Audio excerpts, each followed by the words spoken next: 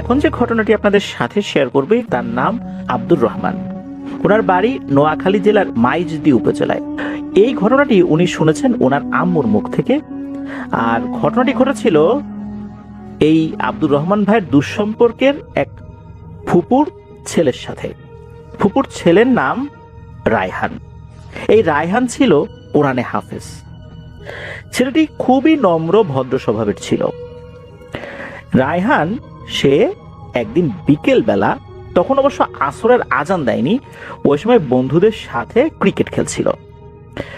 আসরের আজান যখন দিয়ে দেয় তখন রায়হান বন্ধুদেরকে বলে, তোরা খেল, আমি এই পুকুর থেকে অজু করে মসজিদ থেকে নামাজটা পড়ে এসে আবার তোদের সাথে খেলবো। এই কথা বলে সে পার্শ্ববর্তী যে পুকুরটা, এই পুকুরে অজু করতে চলে গেল। তার বন্ধুরা তো খেলছে। এদিকে আসরের নামাজ শেষ হয়ে সন্ধ্যা ঘনিয়ে আসছে, রায়হানের আসার নাম নাই। রায়হান কোথায় গেল? সন্ধ্যা হয়ে গেছে, রায়হান কিন্তু আসে না। সবাই বলছে, কিরে রায়হান আসলো না? ওর না নামাজ পড়ে চলে আসার কথা ছিল, এখন মাগরিবের আজান দিয়ে দিবে, রায়হান কোথায় গেল? এমত অবস্থায় রায়হানের পরিবারের সদস্যরা তারা রায়হানকে খোঁজার জন্য চলে আসে। কারণ রায়হান সাধারণত আসরের নামাজ পড়ার জন্য বাসা থেকে বের হতো, মাগরিবের আগ পর্যন্ত খেলাধুলা করতো, মাগরিবের নামাজ পড়ে বাসায় ফিরত। ও ওই দিন আসরের আগেই বাসা থেকে বের হয়েছিল। যেহেতু একটু আগে বের হয়েছে, কি করছে না করছে এই জন্য পরিবারের কয়েকজন সদস্য বের হয়ে আসে যে রায়হান কোথায়। ও যে বন্ধুদের সাথে খেলতো তাদের খেলা প্রায় শেষ, মাগরিবের আজান দেবে ভাব ওই সময়। এমত অবস্থায় রায়হানের পরিবারের কয়েকজন সদস্য যখন আসে, এসে বলে রায়হান কোথায়, তখন বন্ধুরা বলে যে ও তো আসরের নামাজ পড়তে গেল, এরপর তো আর আসে নাই। আসরের নামাজ পড়তে গেল মানে? বলে হ্যাঁ, ও বললো যে এই যে পুকুরে অজু করে নামাজ পড়তে যাবে। তখন আসরের নামাজের সময় যেই কয়েকজন মুসল্লি ওই মসজিদে নামাজ পড়েছিলেন, এদের কয়েকজন রেগুলার ছিলেন, তো তাদের বাসাও আশেপাশেই ছিল। তাদেরকে জিজ্ঞেস করা হলো, রায়হান কি নামাজ পড়তে গিয়েছিল? ওরা বললো, কই না তো, আসরের নামাজের পর রায়হানকে তো দেখি নাই। এরপর তারা সন্দেহ করে পুকুরের পাড়ে গেল। পুকুরের পাড়ে গিয়ে একটা জিনিস তারা দেখতে পেল। রায়হান একটা গামছা নিয়ে বাসা থেকে বের হয়েছিল, ওই গামছাটাই পুকুরের পাড়ে রয়েছে। গামছা পুকুরের পাড়ে রয়েছে, রায়হান কোথায়? তখন কিন্তু সন্দেহ ঘনীভূত হয়। এরপর আরেকজন প্রতিবেশী, যার নাম হচ্ছে ফারুক, এই ফারুক লোকটা মধ্যবয়স্ক একজন মানুষ ছিলেন। উনি ডুব দিয়ে অনেকক্ষণ থাকতে পারতেন। অনেকক্ষণ বলতে স্বাভাবিক মানুষ 2 মিনিট থাকেন, 3 মিনিট থাকতে পারতেন, এরকম আর কি। তো উনি পুকুরে নামলেন, নেমে রায়হানকে খোঁজ করার চেষ্টা করলেন। উনি পুকুরের বিভিন্ন সাইডে প্রথমে হাঁটলেন চতুর্দিকে, রায়হান তার পায়ে বাঁধে কিনা। এরপর উনি বুঝতে পারলেন না, পুকুরের চতুর্দিকে রায়হান নাই। তখন উনি পুকুরের আস্তে আস্তে গভীরে যেতে থাকলেন। পুকুরটা যে খুব বেশি গভীর ছিল বিষয়টা এরকম না, একজন মানুষ ডুবে যেত, ডুবে যাওয়ার পর যদি হাত উঁচু করতো হাতটা ভেসে থাকতো, মানে এতটা গভীরতা। উনি পুকুরের ঠিক মাঝ বরাবর যখন গিয়েছেন, যখন ডুব দিয়েছেন তখন নিচের দিকে সাদা কিছু একটা দেখতে পান। উনি আরো ডুব দিয়ে দেখতে পান, অর্থাৎ ডুব দিয়ে আরেকটু নিচে গিয়ে দেখতে পান এটা রায়হান। এরপর উনি উপর দিকে উঠে যে বলবেন যে রায়হানকে পাওয়া গেছে, উনি যখন উপর দিকে ওঠা শুরু করবেন, হঠাৎ করে নিচ থেকে কে যেন খপ করে তার পা চেপে ধরে। উনি তো খুবই ভয় পেয়ে গেছেন, এদিকে ওনার দমও প্রায় ফুরিয়ে এসেছে। উনি অনেক কষ্টে পাটা ছোটাতে সক্ষম হন। উনি উপরে ওঠেন, উঠে চিৎকার দিয়ে বলেন, রায়হানকে পাওয়া গেছে, এখানে রায়হানকে পাওয়া গেছে। তখন লোকজন তো বুঝতে পারছে যে ঘটনাটা কি হয়েছে। উনি দ্রুত সাঁতার কেটে তীরে চলে আসেন, এসে বলেন যে এই ব্যাপার, রায়হানকে তো এইভাবে দেখছি, আর আমি যখন উপরে উঠতে গেছি কে যেন খপ করে পা টেনে ধরছে। এরপর উপস্থিত লোকজন বুঝতে পারলো যে এটা স্বাভাবিক কোনো বিষয় নয় মোটেও। রায়হান সাঁতার জানতো, আর আসরের সময় সে যাবে নামাজ পড়তে, অজু করতে গিয়ে সে কেন পুকুরে নামবে? এদিকে রায়হানের পরিবার তো কান্নাকাটি শুরু করে দিয়েছে, আর এটাই স্বাভাবিক। ওইখানে একজন কবিরাজও ছিল, ওই গ্রামের একজন কবিরাজ। উনি বিষয়টা বুঝতে পেরে ওই ফারুককে বললেন যে ফারুক, তুমি এভাবে নেমো না, আমি তোমাকে একটা জিনিস দিচ্ছি, এই জিনিসটা সাথে নিয়ে নামো, এটা হাতের মধ্যে রাখবা, তাহলে আশা করি ইনশাল্লাহ কোনো ক্ষতি হবে না। এরপর এই যে ফারুক, উনি আবার ডুব দিলেন। ততক্ষণে কিন্তু প্রায় অন্ধকার ঘনিয়ে এসেছে, মাগরিবের আজান হয়ে গেছে। আজানের পরও কিন্তু হালকা আলো থাকে, ওই রকম আলোতে কিন্তু কাজ চলছে। সাহস করে ফারুক আবারও চলে যান পুকুরের মাঝখানে। এবার উনি আবারও ডুব দেন। ডুব দিয়ে দেখতে পান যে রায়হান তার শরীরের অর্ধেক অংশ মাটির ভেতরে। উনি তখন অনেক কষ্ট করে ওই অবস্থাতে রায়হানকে টেনে তোলেন। টেনে তুলে রায়হানকে পুকুরের পাড়ে নিয়ে আসেন। আসলে রায়হানের শরীরের একটা অংশ, বিশেষ করে মাথা থেকে বুক পর্যন্ত, এটা মাটির ভেতরে ওই কাদার মধ্যে আর কি, পুকুরের নিচে তো কাদা থাকে, যে অংশে মাটি থাকে, সেখানে পুঁতে দেওয়া হয়েছিল। কিন্তু কি অপরাধ ছিল তার? ওই কবিরাজ উনি বললেন যে এখানে কোন একটা দুষ্টু পিশাচিনীর আবির্ভাব ঘটেছে, যেটা আগে ছিল না। সেই এই কোরআনে হাফেজ এই ছেলেটাকে পেয়ে সে এই কাজটি করেছে। একে মেরে ফেলার মাধ্যম দিয়ে ওই পিশাচিনীটা আরো বেশি শক্তিশালী হবে, কারণ ও অন্য 8-10টা স্বাভাবিক ছেলের মতো ছিল না। সে খুবই নামাজ কালেমে একটা ছেলে, অল্প বয়স্ক, আবার কোরআনে হাফেজ। এই ধরনের বাচ্চাদেরকে মেরে ফেললে ওই ধরনের পিশাচিনী যারা একটু দুর্বল প্রকৃতির, এরা আরো বেশি শক্তিশালী হয়ে যায়। আর এই কাজটাই ও করেছে সুযোগ বুঝে। এরপর ঘটনা কিন্তু এখানেই শেষ না। রায়হানকে তো দাফন কাফন করা হলো। এরপর ঘটনা শুরু হলো এই যে ফারুক, যিনি এই রায়হানের ডেড বডিকে উপরে তুলে নিয়ে এসেছিলেন, ওই রাত্রেই ফারুক স্বপ্নে দেখে একজন ভয়ঙ্কর চেহারার মহিলা ঘুমের মধ্যেই, অর্থাৎ স্বপ্নের মধ্যেই এসে ওই ফারুকের গলা চেপে ধরেছে আর রাগান্বিত গলায় বলছে, মানুষকে সাহায্য করার খুব শখ না, আমি তোকে দেখে নেব। এই বলে ওই রাতের মতো ওই অবয়বটি চলে যায়। ঘুম ভেঙে যায়। ফারুক প্রথম দিকে মনে করে যে হয়তো সে দুঃস্বপ্ন দেখেছে। তবে পরের রাত্রে একই ঘটনা ঘটে। ওই অবয়বটা বলে, খুব সাহায্য করার শখ না, আমার বলিটা পূর্ণ করতে দিলি না, আমি তোকে দেখে নেব। এরপর এই ফারুক বুঝতে পারেন যে উনি একটা বিপদে পড়ে গেছেন। উনি আবার ওই কবিরাজের কাছে যান। একই গ্রামের লোক তো সেই কবিরাজ, এই জন্য কবিরাজকে পেতে তো কোনো সমস্যা হয়নি তার। কবিরাজের কাছে গিয়েই সব কথা খুলে বলেন যে ওনার সাথে এই ঘটনা ঘটছে, ওই পুকুরে থাকা ওই পিশাচিনীটা এবার স্বপ্নের মধ্যে এসে তাকে বিরক্ত করছে। কবিরাজ উনি ওনার মতো করে রুকিয়া করে দেন, তার শরীর বন্ধ করে দেন। তো এরপরে আর একটা ঘটনা ঘটে, সেটা ফারুকের সাথে না, অন্য একজন লোক। উনি একদিন দুপুরবেলা গোসল করতে গিয়েছেন ওই পুকুরে। গোসল শেষে উনি যখন উঠতে যাবেন তখন ওনার পা নিচ থেকে কেউ যেন চেপে ধরেছে। উনি অনেক কষ্টে ওই অবস্থায় নিজের পা ছাড়িয়ে উপরে উঠে দিয়েছেন এক দৌড়। ওই রাত্রেই নাকি ওই লোকটার স্ত্রী স্বপ্নে দেখেন যে একটা সাদা কাপড় পরা মহিলা, ভয়ঙ্কর চেহারা, সে ওই মহিলাকে বলছে, তোর স্বামীকে আমার লাগবে রে, তোর স্বামীকে আমার কাছে দিয়ে দে, ওকে আমি বলি দেব। তো এইটা যখন দেখেছেন উনি তো ঘুম থেকে জেগে গেছেন, চিৎকার চেঁচামেচি শুরু করেছেন, কি হয়েছে। তখন এই কথাটা ওই মহিলা ওনার স্বামীকে বলেছেন। পরিবারের অন্য যারা ছিলেন আর কি, তাদের ঘুম ভেঙে গেছে, তারাও শুনছেন। সবাই বুঝতে পারেন যে বিষয়টা স্বাভাবিক না। এইখানে এমন একটা ঘটনা ঘটা শুরু হয়েছে যেটা এখনই থামাতে হবে। এরপর ওই কবিরাজ উনি কিছু রিচুয়াল করেছিলেন, তা আল্লাহর রহমতে এরপর থেকে এখন পর্যন্ত আর কোনো ধরনের কোনো সমস্যা ওই পুকুরে হয়নি, স্বাভাবিকই আছে সবকিছু। এটাই ছিল ঘটনা।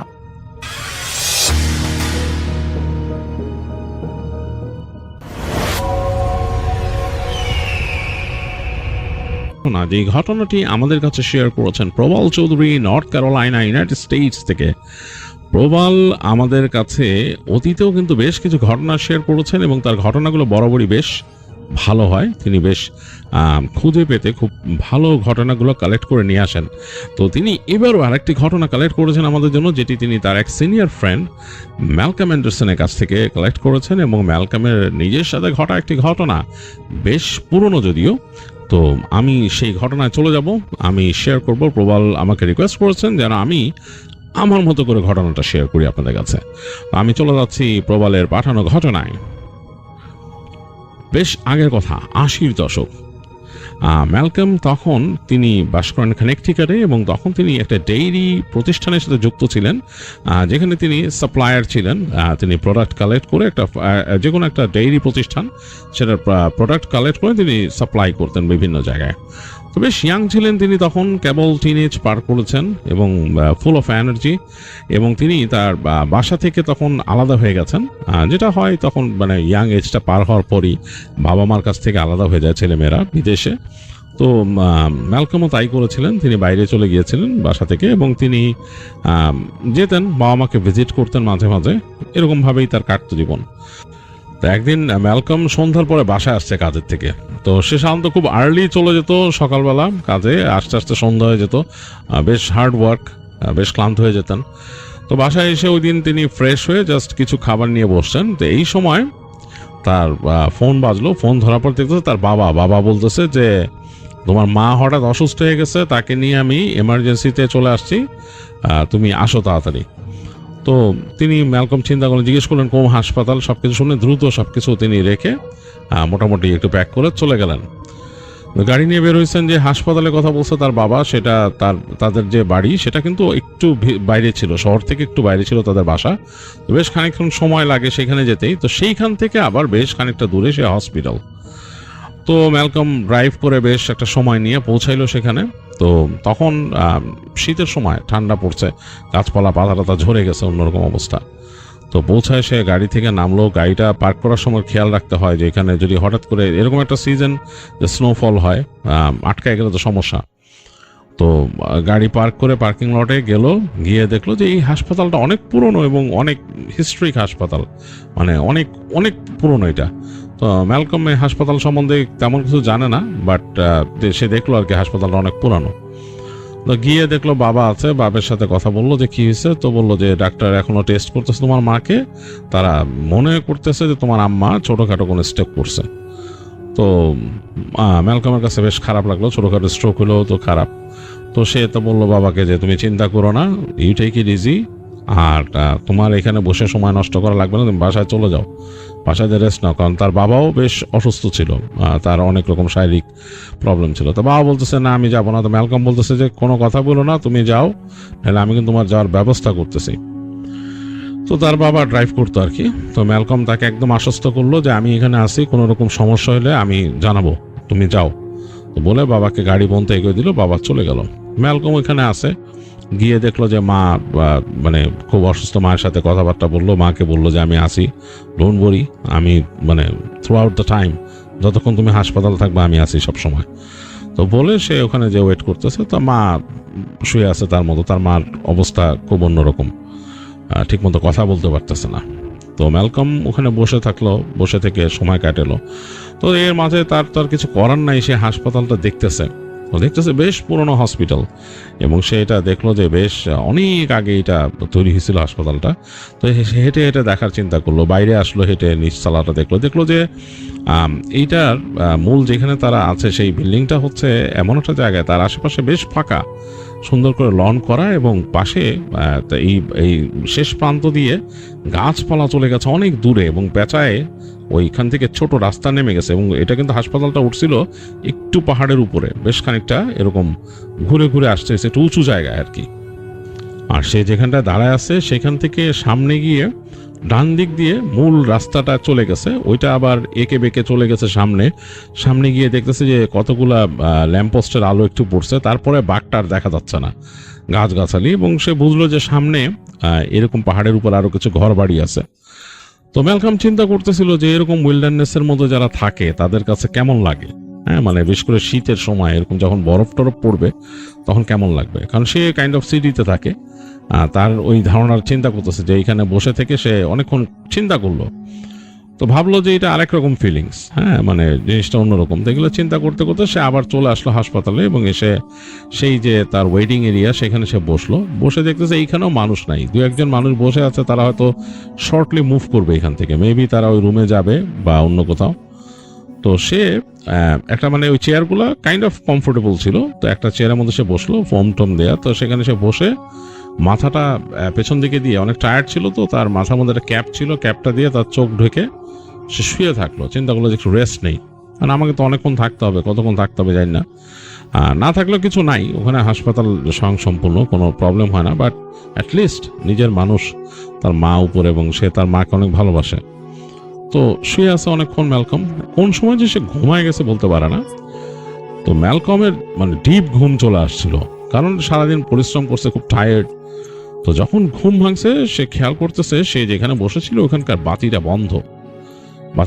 সে মানে খুব চোখটা মানে এরকম তাকাতে তাকাতে চোখ ভারী হয়ে গেছে, আঠা আঠা লাগতেছে চোখটা। তো ক্যাপটা সরাইলো মুখের উপর থেকে, এই ক্যাপটা পরেছিল সে লাইটের জন্যই। তো ক্যাপটা সরানোর পর দেখতেছে সে যেখানে বসেছিল জায়গাটা অন্ধকার, আর সামনের দিকে লাইট জ্বলতেছে, একটা মাঝখানের লাইট সিলিং থেকে, সেটার আলোটা কাইন্ড অফ অ্যাম্বিয়েন্ট ভাবে পড়ছে দুই পাশে কিছু বসার জায়গা, ওখানে কোনো মানুষ নাই। আর কেমন একটা কেমিক্যালের স্মেল আছে আশেপাশে, অনেকটা অ্যান্টিসেপটিক কেমিক্যাল যেরকম থাকে সেরকম একটা স্মেল চারিপাশে। তো সে দূরে তাকাইলো, তার হাসপাতালের কম্পাউন্ডটা অনেক বড়, সে দূরে তাকাইলো এখান থেকে, যেহেতু ফ্রন্ট ডেস্কটাও দেখতেছে খালি, মানে কোনো মানুষজন নাই। এবং সামনে ফ্রন্ট ডেস্কেও সিলিং থেকে আলো পড়ছে, সিলিং এর আলোটা হালকা ভাবে ওই ডেস্কের মধ্যে পড়ছে, কেউ নাই। এবং সেই তাদের গ্লাস উইন্ডো যেটা ওইটা ওখানে আছে, এবং বাইরে দেখা যাচ্ছে অন্ধকার। কেমন জানি পরিবেশটা, মনে হচ্ছে যে এত বড় একটা কম্পাউন্ড, একটা মানুষও নাই। তো ম্যালকমের কাছে একটু অস্বস্তি লাগলো যে এরকম একলা জায়গায় এরকম বসে আছি, কেমন জানি। তো সে উঠলো, এবং অপরিচিত তো উঠে আস্তে আস্তে হাঁটতে হাঁটতে এই অন্ধকার, সেই জায়গাটা কিন্তু অন্ধকার ছিল, সে যেখানে শুয়েছিল। হেঁটে হেঁটে গেল সামনে, ডেস্কের সামনে দেখলো কেউ নাই। সে গেটের কাছে গেল, গেটটা ঠেলা দিয়ে বেরোলো, খুলে বেরোলো সামনে। তো বের হয়ে দেখতেছে যে বাতাস, বেশ ঠান্ডা বাতাস গায়ে লাগতেছে, মানে ঠান্ডা বেড়ে গেছে অনেক। তার গায়ে কিন্তু জ্যাকেট পরা, পাফেট জ্যাকেট পরা, তারপরও মানে বেশ ঠান্ডা লাগতেছে। তো এদিক ওদিক তাকালো, পার্কিং লটের দিকে তাকালো, দেখে আবার আকাশের দিকে তাকায়, মনে হচ্ছে যে স্নোফল হতে পারে, হ্যাঁ, মানে আকাশের যেরকম কালার ধারণ করছে। তো যাই হোক, আবার ঢুকে আসলো হাসপাতালে, হিটিং সিস্টেম ভালোই কাজ করতেছে। তো সে চিন্তা করলো যে আমি উপরে উঠি, উপরে যাই, কিছু খেতে হবে, ভেন্ডিং মেশিন টিশিন আছে নাকি। তো হেঁটে এসে ওখানে সিঁড়ি ছিল, আর ওই পাশে লিফট আছে। হাসপাতালটা টোটাল 3 তলা।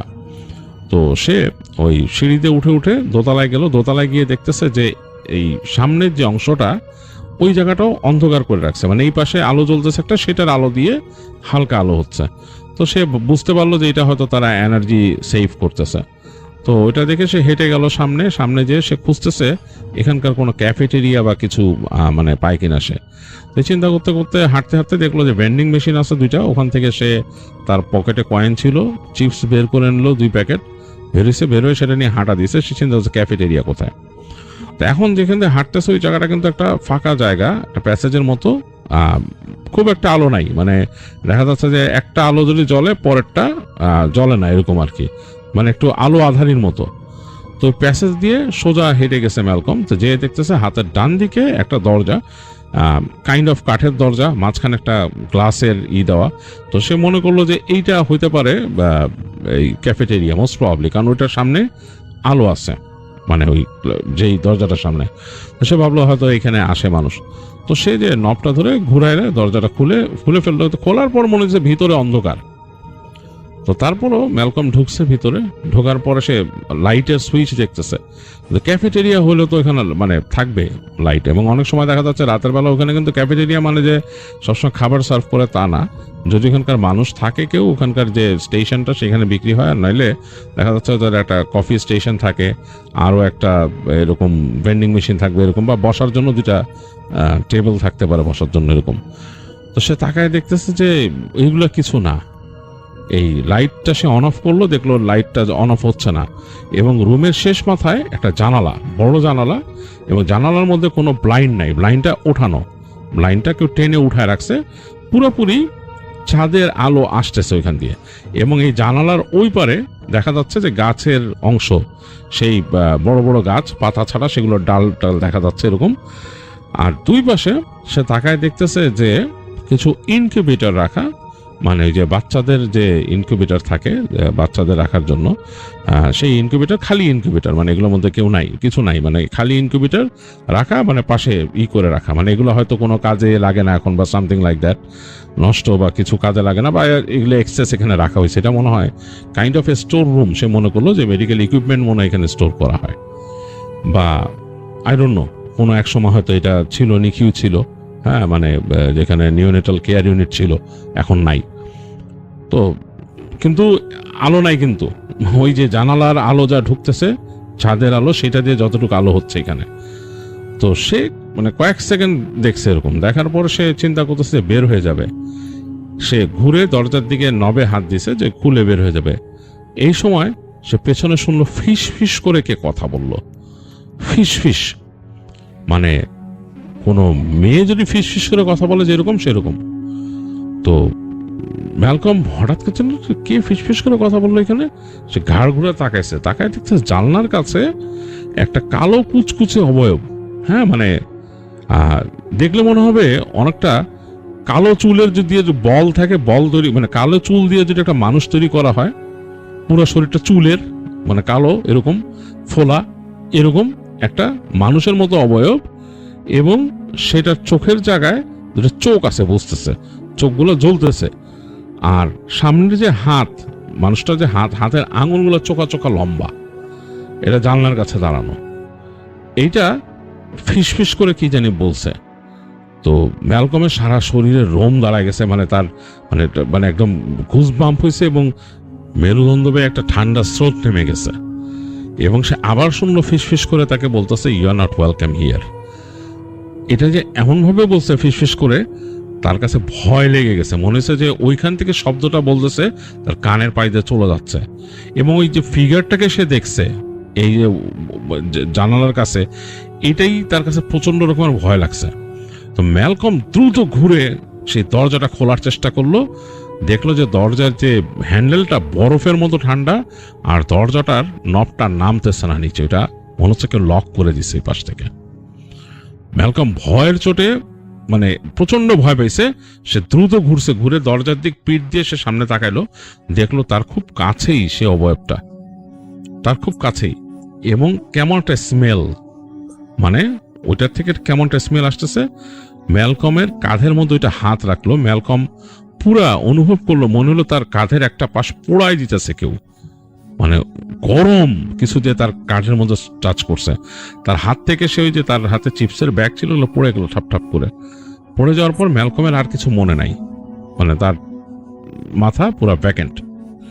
তো ম্যালকমের যখন হুঁশ ফিরছে, ম্যালকম নিজেকে আবিষ্কার করলো সে একটা রুমের ভেতরে, এবং একটা হসপিটাল বেডে সে শুয়ে আছে। তো সে তাড়াতাড়ি উঠে বসলো, উঠে বসে তাকাচ্ছে আশেপাশে। তো ইউজুয়াল হসপিটাল যেরকম হয় সেরকম লাগে নাই তার কাছে। তার কাছে দেখে মনে হলো যে এই যে বিছানাটা এসে শুয়ে আসছিল, ওইটা বেশ মানে শক্তপোক্ত অন্যরকম বিছানা। তো সে উঠে দেখতেছে যে বিছানাটা মাটির সাথে যে ফ্লোর আছে, সে ফ্লোরের সাথে নাট দিয়ে লাগানো, মানে শক্ত করে আটকানো। তো ম্যালকম চিন্তা করছে আমি বিছানায় কেমনে আসলাম। আমি দেখলো রুমের মধ্যে আলোটাও বেশ কম, এবং রুমের চারপাশ খেয়াল করলো যে তার ওখানে যাওয়ার মতো কোনো জায়গা নাই, হ্যাঁ, মানে পুরা অন্যরকম। তো সে দেখতেছে যে ওই রুমের সামনে, মানে সেই যে রুমে আছে সামনে একটা কাচের এরকম উইন্ডোর মতো আছে। তো সে দেখতে পাচ্ছে না কিছু, মনে হইতেছে এটা আয়না। তো ম্যালকম তাড়াতাড়ি উঠে গিয়ে দরজা খোলার চেষ্টা করলো, দেখলো দরজাটা লক। তো ম্যালকম যে ওই যে আরেকটা দরজা পাইছে রুমে, সেটা খুললো, খুলে দেখে বাথরুম। এবং সেই বাথরুমের যেই মিরর, সেই মিররটা মিরর না, ওইটা ফিক্সড একটা স্টিলের মতো রিফ্লেকটিভ জিনিস, যেটা মানে খোলা যাবে না, কাঁচ নাই ওইখানে। তো ম্যালকম বোঝার চেষ্টা করতেছে সেইখানে কিভাবে আসে, এবং সে দেখলো সেটা গাউন পরা গায়ে। তো সে ওখানে বের হয়ে যায়, সে চিৎকার করা শুরু করলো, হ্যালো সামবাডি হেল্প মি বলে সে নক করা শুরু করলো দরজার মধ্যে। কোনো সাড়া শব্দ নাই। কতক্ষণ পর্যন্ত সেরকম ট্রাই করলো, বসে থাকলো, এবং সে একদম আপসেট হয়ে বসে থাকলো। অনেকক্ষণ পর দেখলো দুজন লোক আসছে, দরজা খুললো, বেশ মানে বলিষ্ঠ মানুষ দুজন। হসপিটালে তাকে এসে বলতেছে যে তোমার হুঁশ ফিরছে, তোমার কি অবস্থা, কি ঘটনা কি, বলে দুজন দরজা লাগাই দিছে।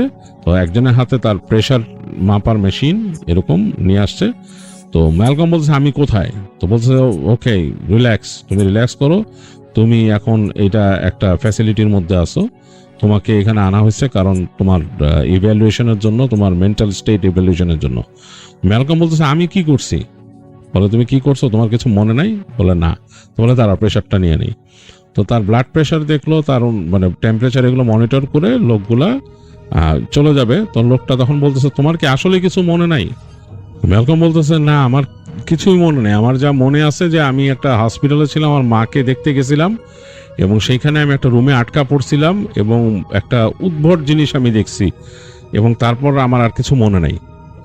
তো লোকটা বলল মানে যে লোকটা আসে সেটা কৃষ্ণাঙ্গ একটা লোক আর তার সাথে আরেকজন সাদা আছে। তো দুইজনে কথা বললো আস্তে আস্তে নিচু স্বরে, একটু দূরে যে।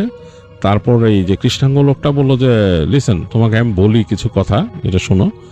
তুমি খুব উইয়ার্ড একটা কাজ করছিলা। তুমি যে ওই হসপিটালে ছিলা সেখানে তুমি নার্সকে মারতে গেছিলা। তো সে বলে মানে? ম্যালকম বলতেছে মানে আমি কিছু বুঝতেছি না। বলে ওইখানে তুমি হাসপাতালে ছিলা, as we got the report যে তুমি হাসপাতালে ছিলা তোমার মায়ের সাথে, and on that very night তুমি অন্য একটা ফ্লোরে ঘাপটি মেরেছিলা হাসপাতালের। সেখানে যখন নার্স আসছিল, ডিউটি নার্স, তুমি একটা ধারালো কেচি নিয়ে তার দিকে ছুটে আসছিলে তাকে আঘাত করতে এবং তুমি বেশ বীভৎস রকম চিৎকার করতেছিলা এবং তোমাকে তখন ওই নার্স যখন দৌড়ায় নার্সের পেছনে পেছনে, তখন তার চিৎকার শুনে সিকিউরিটির লোকরা দৌড় দিয়ে আসে, এসে তোমাকে আটকায় ফেলে। তুমি লাকিলি তাকে হার্ট করতে পারো নাই। তো তুমি হাসতেছিলা এবং বীভৎস রকমের চিৎকার করতেছিলা। তো তোমার মেন্টাল স্টেট নিয়ে সবাই সন্দেহান ছিল যে তুমি নিশ্চয়ই মেন্টালি কোনো পেশেন্ট বা সমস্যা আছে তোমার। তো তোমাকে নিয়ে আসা হয় তখন ওখান থেকে, এবং তুমি যখন আমাদের এখানে আসো, এখানে আসার পরও কিন্তু তুমি উদ্ভট আচরণ করতেছিলা। তোমাকে কিন্তু বেঁধে রাখা হয়েছিল তোমাকে কন্ট্রোল করতে না পেরে, এবং তুমি অন্যরকম আচরণ করতেছিলা, অ্যাগ্রেসিভ করা। তো বলার পরে সে কৃষ্ণাঙ্গ লোকটা বলতেছে যে লিসেন মিস্টার ম্যালকম, তোমার সম্পর্কে পুলিশের কোনো রিপোর্ট এর আগের নাই। তুমি এরকম কোনো, তোমার এরকম রিপোর্ট নাই, তোমার কোনো মেন্টাল ইলনেসেরও কোনো রেকর্ড নাই আমাদের কাছে বা স্টেটের কাছে নাই, এরকম কোনো রেকর্ড নাই। বা তুমি কোথাও গেছিলা বা তোমার এরকম কোনো সমস্যা হয়েছিল বা তুমি আমাদের এইসব কারেকশন সেন্টারে আসছো, সেটার কোনো রিপোর্ট নাই। তো সুতরাং আমি তোমাকে এটা কেন বলতেছি জানো? কারণ যেই হাসপাতালে এই ইনসিডেন্টটা ঘটছে ওই হাসপাতাল সম্বন্ধে আমি কিছুটা জানি। সেই কৃষ্ণাঙ্গ বলতেছে যে আমি কিছুটা জানি যে ওই হাসপাতালে কিন্তু অনেক মানে প্যারানর্মাল কেসেস ঘটে। তো আমার কাছে এটা মনে হয়েছে এটা একটা প্যারানর্মাল কেসেস, এই কারণে কিন্তু তোমাকে আমি এরকম ডিটেলস শেয়ার করলাম। যাই হোক, তোমাকে যদি তোমার আরেকটা ভালো বুদ্ধি দেই, তুমি যদি এখান থেকে ছাড়া পেতে চাও, তুমি সেই ইকে বলবা যে তোমার যিনি তোমাকে ফার্স্টে যেদিন ইভ্যালুয়েট করছিল ডাক্তার, আনার পরে তোমার কিন্তু এর মাঝখানে 2 দিন চলে গেছে এবং এর মাঝখানে কিন্তু তুমি যতবারই উঠছো তোমার আচরণ অন্যরকম ছিল, এইবারই তোমাকে বেশ নর্মাল পাওয়া গেল। তো তুমি সেই ডাক্তার যিনি ইভ্যালুয়েট করবেন তাকে তুমি বলবা যে আমি ঠিক আছি, আমি কিছু একটা দেখে ভয় পাইছিলাম, অনেক প্যানিকড হয়ে গেছিলাম, এই কারণে এরকম হয়েছে, এরকম শান্ত হয় না, আই ডোন্ট নো কেন হয়েছে। তো ডাক্তার হয়তো তোমাকে যে চেক করবে, কিছু কিছু মেডিকেল চেক করতে পারে, কিছু ওষুধ দিতে পারে, বাট ইভেনচুয়ালি হল লেট ইউ গো, যদি তুমি নর্মাল আচরণ করো। তো ম্যালকম তখন বুঝতে পারে যে সে একটা ভেজালে পড়ে গেছে। হ্যাঁ, সে বলে যে আমার প্যারেন্টের সাথে কি আমার দেখা করতে দিবেন, আমার মা অসুস্থ ছিল। বলে তোমার মা, সে ইজ ফাইন নাও, সমস্যা নাই, তাকে বাড়ি পাঠাই দিছে, সে বাসায় চলে গেছে অলরেডি, আর তোমার বাবা আসবে কালকে তোমার সাথে দেখা করতে। সো টেক কেয়ার এবং ঘুমাও, তোমাকে দেখতে চায় তারা, তো ঘুমাও, তোমাকে কিন্তু মনিটর করতেছে তারা। যাই হোক, ম্যালকম তাদের সাথে কথা বলে সে একটু ডিসাইড করে মাথায় এবং তাকে ঘুমাইতে দেয়।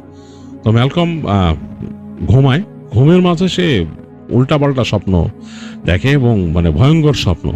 সে স্বপ্নে দেখে যে তার বিছানার আশপাশ দিয়ে সেই যে সে কালো কুচকুচে চুলের মতো অনেকটা এরকম, এবং মানে সেটা চুল বা ধোঁয়া যেটাই বলে, গাঢ় অন্ধকার তার বিছানার আশপাশ দিয়ে ঘুরতেছে এবং সে কানের কাছে হাসি শোনে, তার কাছে কানের কাছে খেকে খেকে করে হাসে এবং তাকে নাকি এসে বলে they have come for your soul. তো ম্যালকম ভয় পায়, সে ঘুমের মধ্যে ভয় পায়, সে চিৎকার করে ওঠে।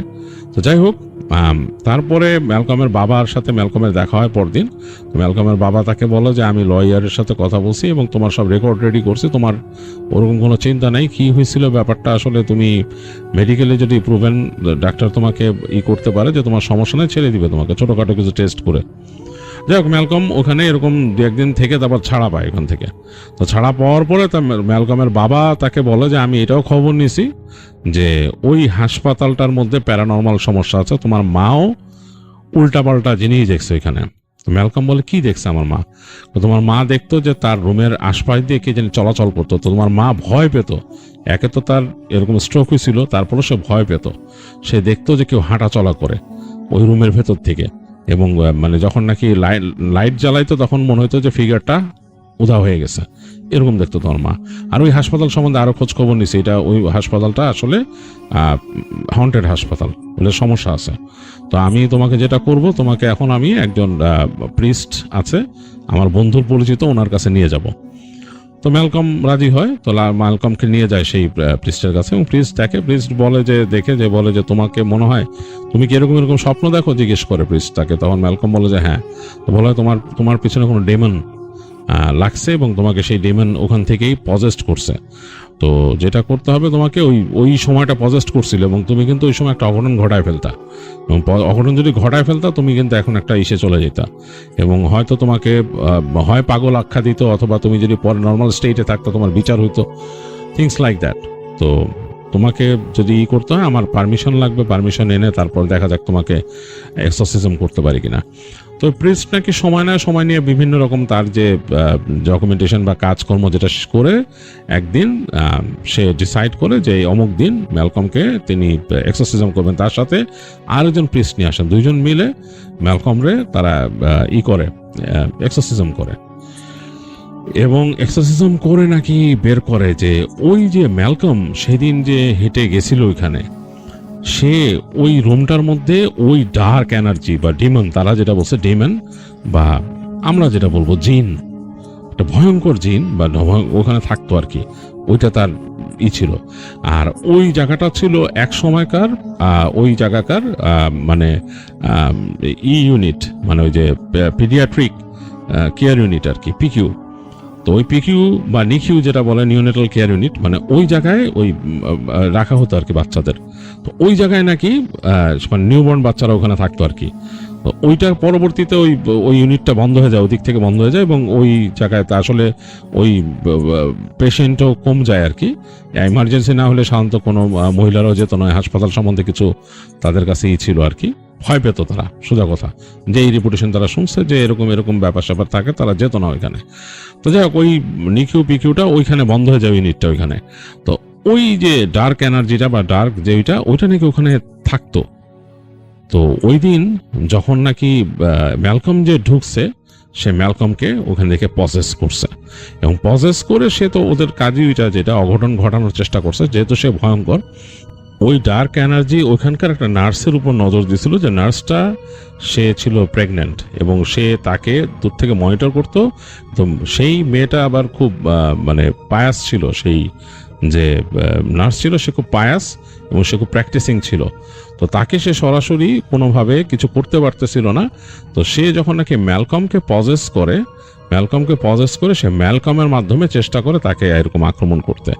তো যাই হোক, সেই মেয়েটা বেঁচে গেছে, এবং সে তো প্র্যাকটিসিং মানুষ, তো সে বেঁচে গেছে। আর ম্যালকমও ওইভাবে আর ওই কোনো দুর্ঘটনা ঘটাইতে পারে নাই, ম্যালকমকে তারা নিয়ে গেছিল। তো যাই হোক, প্রিস্ট তখন এক্সরসিজম করে ম্যালকমের থেকে ওই জিনিসটাকে আলাদা করে, এবং আলাদা করে সে ম্যালকমকে ওই মানে ওই অধ্যায় থেকে বের করে নিয়ে আসে আর কি। তো ম্যালকমকে অনেকদিন বলছিল সেই প্রিস্ট দুইজনই যে তোমাকে সাবধানে থাকতে হবে, তুমি অবশ্যই এমন কোনো জায়গায় ট্রাভেল করবা না একা একা যেখানে তোমার সমস্যা হতে পারে, যেমন একলা কোনো ব্যারেন ল্যান্ডে যেখানে নাকি মানে মানুষজন নাই এরকম জায়গা, অথবা কোনো হন্টেড জায়গা, তুমি জানো যে এই জায়গার মধ্যে কোনো রকম প্রবলেম আছে, সব জায়গায় যাবা না। একলা কোনো পার্কিং লটে রাতের বেলা যে গাড়িতে বসার চেষ্টা করবা না, ওখান থেকে বের হয়ে আসার চেষ্টা করবা না।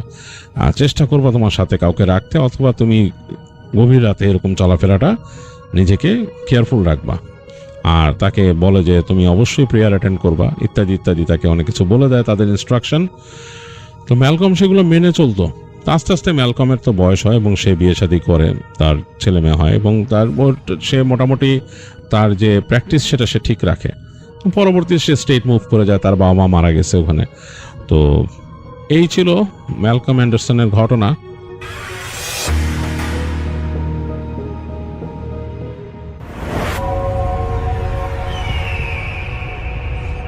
যিনি আমাদের ঘটনা পাঠিয়েছেন তিনি আমাদের সাজ্জাদ ভাই, তিনি সৌদি আরব থেকে আমাদের ঘটনাটি পাঠিয়েছেন। সেখানকার একজন ইলেকট্রিশিয়ানের কাছ থেকে তিনি ঘটনাটি সংরক্ষণ করেন। তো যার নাম রাকেশ। রাকেশ ইন্ডিয়ার উত্তরপ্রদেশের লখনউয়ের বাসিন্দা। এই ঘটনাটা রাকেশের নানির বাড়ির এলাকা। এক ব্যক্তি যার নাম অসীম বসাক তাকে কেন্দ্র করে। অসীমদের সেই গ্রামের নাম রামনাগার। ঘটনার বোঝার সুবিধার্থে প্রথমেই আমরা সেই রামনাগার গ্রামটির একটা ছোট্ট বিবরণ দিব। গ্রামটিতে এখন তেমন আধুনিকতার ছোঁয়া লাগেনি। সেখানকার মানুষজন কয়েকটা বাড়ি মিলে একটা বাথরুম ব্যবহার করত। গ্রামটি থেকে শহরের দিকে যেতে হলে তাদের নদী পার হতে হতো। তবে গ্রামের মানুষগুলো ছিল বেশ ধর্মভীরু। এভাবেই চলছিল সেখানকার মানুষের জীবন।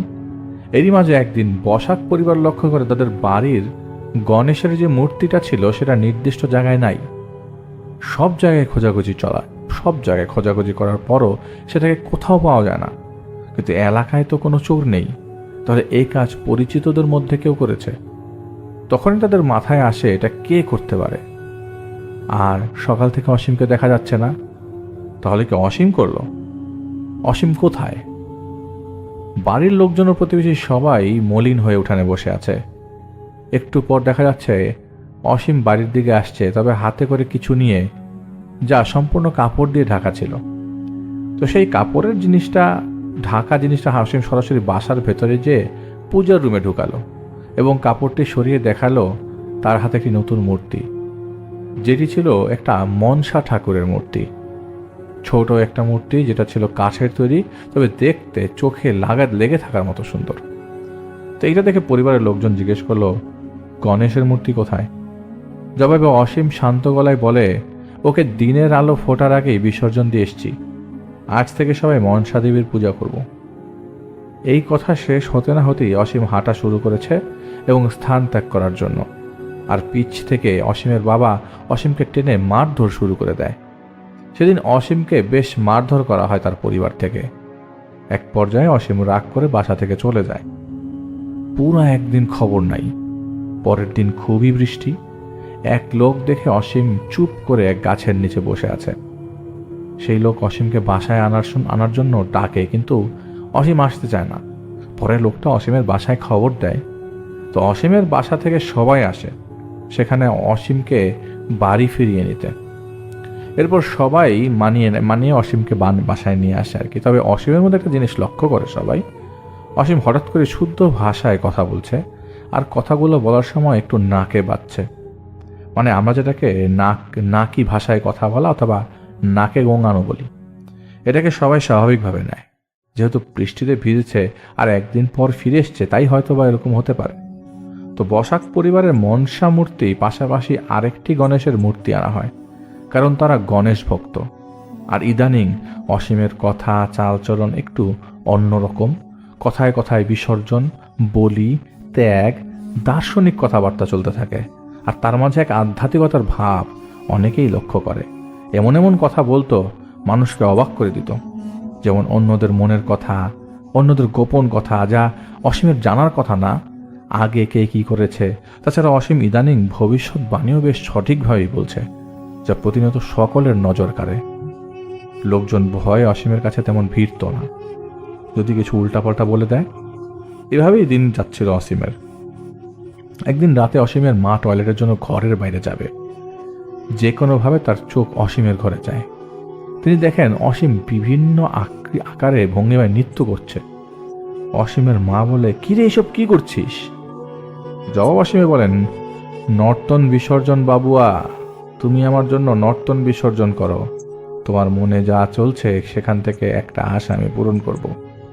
একটা পাঠা, 3টা আশা, আর একটা নর, সব আশা। অসীমের মা বিরক্ত হয়ে চলে যেতে থাকে। আর পেছন থেকে অসীম বলে, একবার 2 বোন মিলে সম্পত্তির জন্য নিজ বোনের জামাইকে মারার পরিকল্পনা করেছিলে বাবুয়া। পরে ভাবলে মেরে তো আর লাভ নাই, জামাইয়ের ছোট ভাই আছে। এই বাবুয়া, আমার পূজা করো, সব পেয়ে যাবি। এটা শুনে অসীমের মা সেখান থেকে দৌড়ে চলে যায়। আরেকদিকে অসীমের বোন অন্তঃসত্ত্বা অবস্থায় সে নিজ বাবার বাড়িতে বেড়াতে আসে। একদিন অসীম তার বোনের কাছে এসে তার বোনের পেটে হাত দিয়ে বলে, আচ্ছা বোন, তোর পেটে যে বাচ্চাটা সেটা মেয়ে নাকি ছেলে হবে? তবে বোন বলে, আমি তো জানি না ভাই। অসীম বলে, আচ্ছা তুই মেয়ে চাস নাকি ছেলে চাস? জবাবে বোন বলে, আমার তো একটা ছেলের খুব শখ। অসীম বলে, আচ্ছা যদি মেয়ে হয়? জবাবে বোন বলে, মেয়ে হলে আর কি করার? অসীম একটু ভেবে ফিস করে বলে, আচ্ছা ঠিক আছে, যদি ছেলে হয় তাহলে তুই নিবি, আর মেয়ে হলে আমি নিব, আর এর বিনিময়ে তোকে দাসী দিব। বোন হেসে মজা করে বলে, যেটাই হোক তুই রেখে দিস যা। অসীম বলে, পরে আবার কাঁদিস না কিন্তু। এ কথা বলে অসীম সেখান থেকে চলে যায়। একদিন রাতে অসীমের মা কোনো এক কারণে ঘর থেকে বের হয়েছে আর কি, যে দেখে কয়েকটা বিশাল সাপ অসীমের শরীরের উপরে ওটা নড়াচড়া করছে, আর অসীম সেগুলোকে আদর করে দিচ্ছে। অসীমের মা চিৎকার দেওয়ার চেষ্টা করে কিন্তু পারে না। অসীম বলে, বাবুয়া তুমি বাস্তব আর স্বপ্নের মধ্যে তফাৎ বুঝো না। অসীমের মা তখন কেঁদে বলে, বাবা তুই এমন কেন করছিস? জবাবে অসীম বলে, বাবা না মা, আমি তোদের মা, মনসা মা, আমাকে ভোগ দিয়ে নিজের পাপকে শুদ্ধ কর। এই যে বিস্তর ভূমি দেখছিস সেটা আমার দেওয়া, এই নদী আমার কথা শুনে, আর তুই কিভাবে না পারিস বল বাবুয়া? এই কথা শেষ হতে না হতেই অসীমের মা দেখে অসীমের মার গলায় একটা বিশাল সাপ পেঁচিয়ে চেপে ধরেছে অলরেডি। সেটা দেখে ভয়ে সেখানে অসীমের মা অজ্ঞান হয়ে যায়। জ্ঞান ফিরে তিনি দেখেন সবাই তাকে ঘিরে ধরেছে। তখন অসীমের মা সব বললে যে গত রাতে কি হয়েছে এবং সে কি কি দেখেছিল অসীমের ঘরে, এবং তার সাথে অসীম কি ব্যবহার করেছে। ভয় তখন অসীমের মায়ের হাত পা কাঁপছিল। এগুলো শুনে সবাই বলে, তুমি এমনিই রাতে ভয় পেয়েছ। অসীমের বাবা ওঝার কাছ থেকে কিছু জিনিস এনে দেয় অসীমের মাকে, যাতে আর ভয় না পায়, এবং বাড়িতে পূজার ব্যবস্থা করে। পূজার দিন অসীমকে সেখানে দেখাই যায়নি। এর কদিন পর নিজ বাসাতেই অসীমের বোনের সন্তান ডেলিভারি হয়, যেটি হয়েছিল একটি মেয়ে। তারপরে বাড়ির সবাই বেশ খুশি, কিন্তু বাচ্চা জন্মের 3 দিন পর হঠাৎ বাচ্চাকে আর পাওয়া যায় না। এদিকে সেদিক খোঁজা শুরু হয়ে যায়, তবে কোথাও খবর পাওয়া যাচ্ছিল না। সারা বাড়ি খুঁজে তন্ন তন্ন করে অবস্থা, সর্বত্র খোঁজা হয়, হইচই পড়ে যায় পুরো এলাকায়। সারা এলাকাবাসী খুঁজে পায় না বাচ্চাটাকে। বসাক পরিবারে নেমে আসে শোকের ছায়া। এরপর থেকে অসীমের বোন লক্ষ্য করে তার ননদ ও শাশুড়ি আগের থেকে আরো বেশি ভালোবাসে, মোট কথায় তাকে মাথায় তুলে রাখে। এইদিকে আজকাল অসীমকে বাসায় অতটা দেখাই যায় না, কেমন যেন অন্য মনস্ক হয়ে আছে। নেশার মতো চোখ, পাগলাটে স্বভাব, গালাগালি করার মতো অবস্থা, নিজেকে তাদের মনসা ভগবান বলে দাবি করা ইত্যাদি চলছে। আর বলে, এ কায়া আমি পছন্দ ধরে গেছে। কায়া মানে শরীর, ভোজপুরিতে শরীর মানে কায়া, কায়াকে বিসর্জন দিতে হবে। আজকাল বাসক পরিবারের আশপাশে বেশ সাপ দেখা যায়। বসাক পরিবারের মাঝরাতে বড় বড় রাজহাঁস দেখা যায়, যা এলাকার বাসী অনেকেই দেখেছে।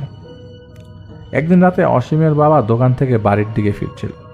তাদের দোকান থেকে বাড়িতে আসার পথে ছোট্ট একটা জঙ্গলের মতো, আর তার পাশেই মনসা ঠাকুরের ঘর। সেদিন অসীমের বাবা যখন বাসার দিকে আসছিল, তার কানে একটা শব্দ আসে। শব্দটা তার মনে হচ্ছিল কেউ খুব মজা করে রসালো কিছু খাচ্ছে। সেটা দেখার জন্য তিনি ভালো মতো লক্ষ্য করে দেখে সেখানে কেউ বসে একটা কিছু খাচ্ছে। অসীমের বাবা কৌতূহল নিয়ে একটু সামনে যায়। সামনে যেতেই সে দেখে এটা অসীম, একটা শিশু বাচ্চার কাটা মাথা, যা শরীর থেকে সম্পূর্ণ আলাদা। সেটার একটা অংশ অসীম খাচ্ছে। এমন সময় অসীম তার বাবার দিকে ঘুরে তাকায়। এই আধারেই অসীমের বাবার চোখাচোখি হয়ে যায়, তবে অসীমের কোনো রিয়াকশন নেই। নিজের মতো করে সে বাচ্চাটার মাথা খাওয়ায় ব্যস্ত। এসব দেখে অসীমের বাবা নিজেকে শান্ত রেখে চুপ করে কিছু না বলে সেখান থেকে চলে আসতে থাকে। তার আর বোঝার বাকি নেই যে অসীমের উপর কিছু আছে, কিছুর উপর প্রভাব আছে, কিছু অসীমের উপর ভর করেছে। কিন্তু এই যে ঘটনাটা, এটা সবাইকে তিনি কিভাবে বলবেন? কারণ এই ধরনের ঘটনা তো সবাইকে বলা সম্ভব না।